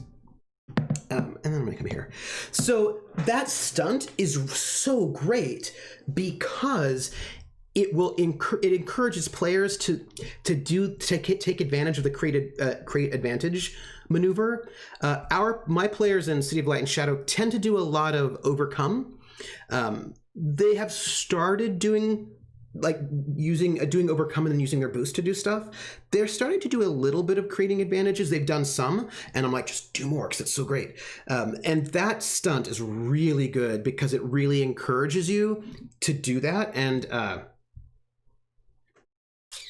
because there are such cool things, and I'm looking forward to them coming more into their own and taking more power that way. And this is again why I think sometimes knowing the rules is good, because if you obscure the rules from them, they may not know that there are certain things that you can do. So like that's that sort of final thought about taking the character shakes away from the players. Like sometimes that can be really great because then you can just be all in character all the time. But system does matter, and sometimes knowing the rules can enable you to do things that you wouldn't imagine. Like knowing certain rules can fuel your imagination in a way that not knowing the rules may not. Like if you have no idea what the rules for a game are, your imagination may not imagine certain things, right? You may not imagine that you can do things, and then you don't do them. So like sometimes rules can constrain your imagination, but sometimes not knowing the rules can also constrain your imagination, because Fate does things in the rules that a lot of other games don't do. So if you don't know the rules, it would not be in your imagination to do some of those things. And so for me, and what's great is that Fate condenses just 50 pages, so that's not a too tough of a read. And so I think that sometimes that's one of the reasons why I like to review the rules of any system that I'm playing before I play it, rules light or rules crunchy, because knowing how the rules set up can give you new ideas about the things you can do, and it can fuel that imagination, which is great. I love it. Reading the rules of Good Society gives you ideas about things you can do that you might not have realized that you could do. So I actually think there is some power in letting the players know the rules if they want to. If they don't want to know the rules, they don't have to know the rules. That's on them. Yeah, Fate's idea of you're good at this one thing, so you can use that ability to do this related different thing isn't very common. Yes, right. That isn't actually that isn't, and so knowing that becomes, but also certain kinds of setup actions are not very common in other games either. So that's really, and so just getting people to know that Fate works that way just fuels imagination and lets people do more stuff. So, but I will say our players in City of Light and Shadows have grown into that, and I'm excited to see more things for next season. So this is the end of our stream. I'm going to eat some food, of course. We're also going to do a raid, but your co-host folks need to learn to set up advantages for each other. Yes, Krellin, I will say I'm really proud of them for, like, they're using their boosts really well. They're using their overcomes really well. They are aiding each other, like in terms of just like shared skill thing pretty well. They are doing a pretty good job of dealing with compels. They're really getting the compel aspect and invoking pretty well. So I'm really excited about their uses of compels and invokes. Like most of the bits of Fate, they're doing really well. They've also done really cool things now with using the new faction mechanic that I've developed. I'm going to tweak that faction mechanic just a little bit to right now the factions have 3 stress tracks that are 2 and I'm going to reduce that down to probably 1 stress track for the factions to put a little bit more pressure on them.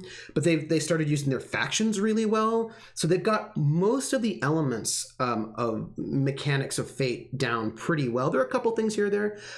What they're not doing yet is what Krellin notes, is they're not setting up advantages for each other as much as they could.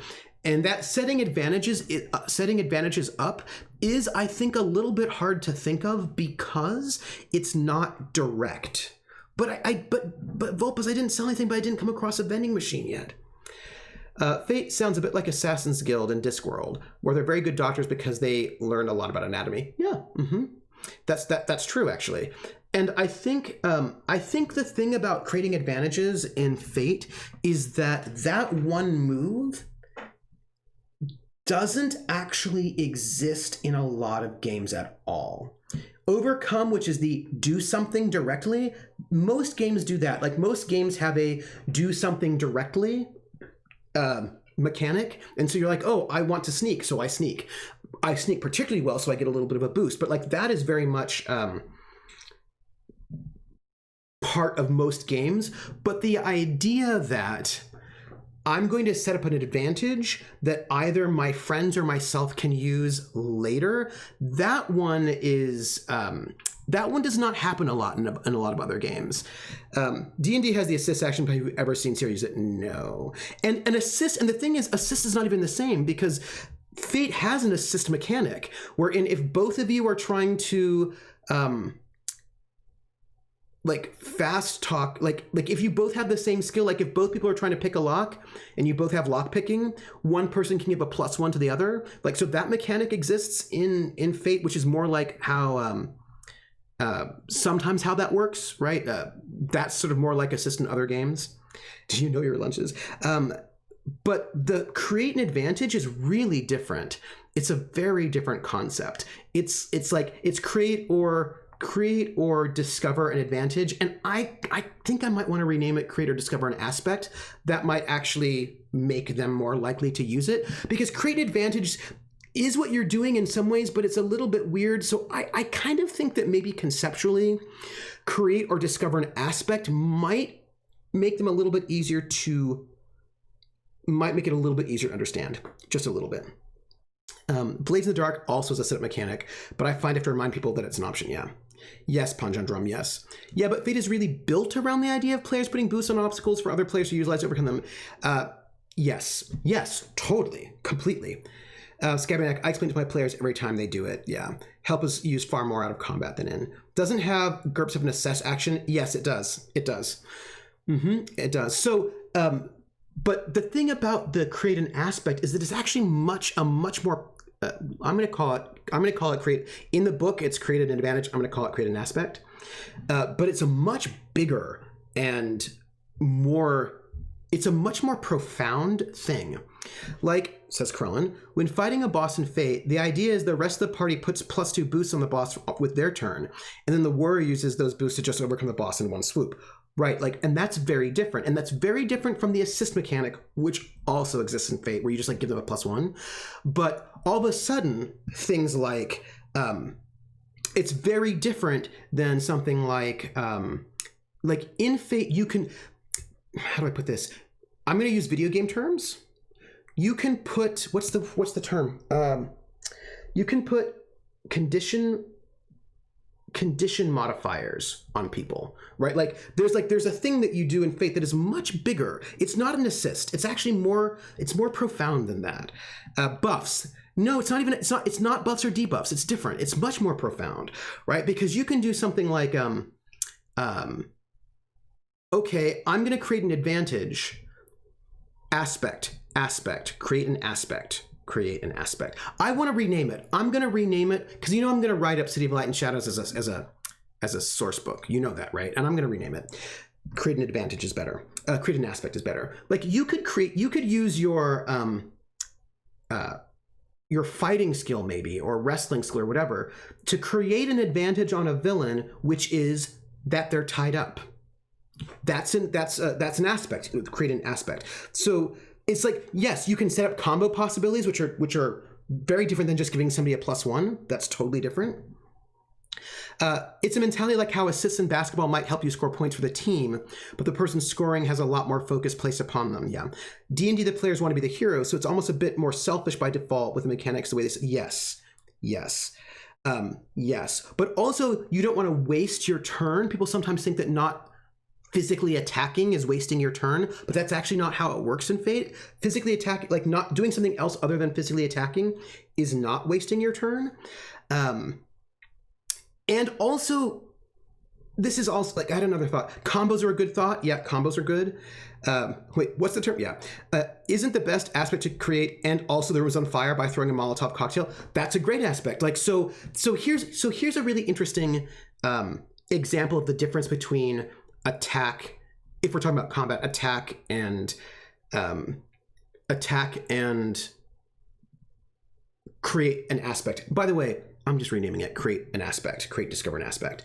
So let's say I'm a player, and this again, you have to get the Fate mentality a little bit. So let's say I'm a player and we've got a big bad, and I've got a Molotov cocktail. I have two different choices. One choice is the one that you're going to think of by default if you played most RPGs, and the other one is more Fate-based. The first one is that I attack you with the Molotov cocktail. I throw the Molotov cocktail at you. I roll to attack, and then you roll to defend. And if I beat you by 3, I do 3 shifts of damage on you, which you soak with either stress or consequences, right? That's the very direct, this is how combat works. I attack, you defend, you take shifts. And that's how people will often just think about it. They'll just do that. But you could create an advantage instead. You could instead say, I'm going to throw my Molotov cocktail at this person, and I want to create the aspect that they're on fire. And if I am successful, right, I will successfully make this create aspect, and they are not able to sort of dodge out of it. I am now successful. They are now on fire. I don't actually do any damage to them though, which is why a lot of people don't think about it. But now they're on fire, and maybe they have 2 free invokes, and those invokes can be used positively or negatively. So they come to attack me, and they do it would hit, and I was like, no, I'm going to invoke that on fire to say that because they're on fire, they're distracted and they can't actually hit me very well. Or now somebody else comes in to hit them, or maybe even me later, and I want to go and hit them, and I can actually say that I'm able to hit them more effectively because they're on fire. So like, it's this one little moment of setup that also changes the world. They're now on fire, right? Like, and so there are ways in which the creating an aspect is this really cool thing that I don't really know a lot of other games that do that at all. But I think the mentality is you don't tend to think about it. You know what I mean? Like, that doesn't tend to be the way you ponder.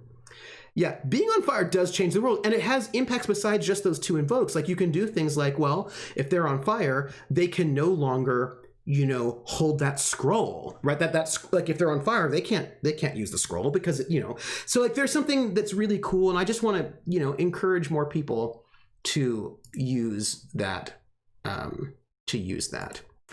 So people, I want to figure out what we're going to do with our raid. Who are we going to raid, everybody? I need my raid to be more. I cannot see who of my people are streaming.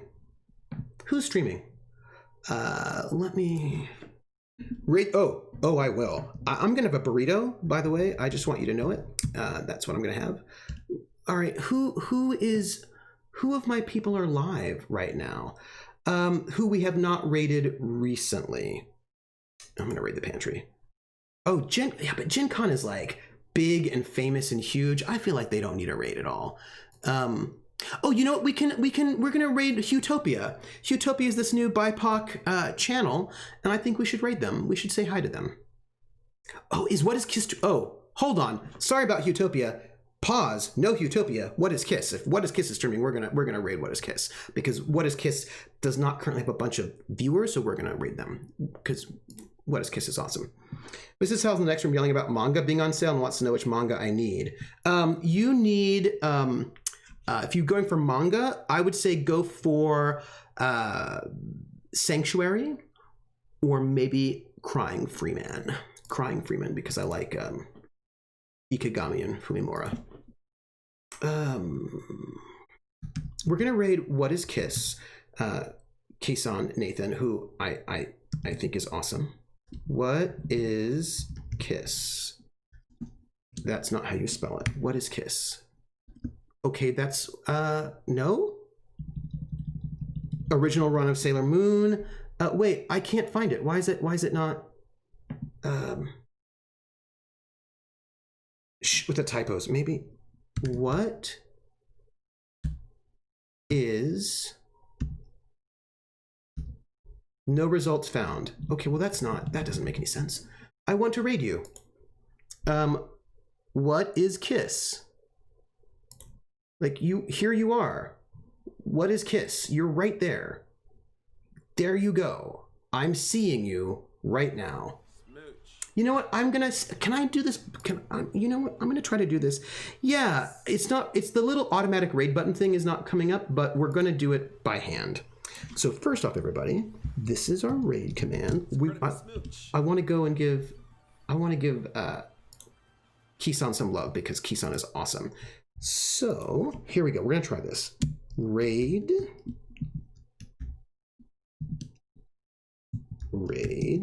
What is Kiss? Let's try it. Let's see what's gonna happen.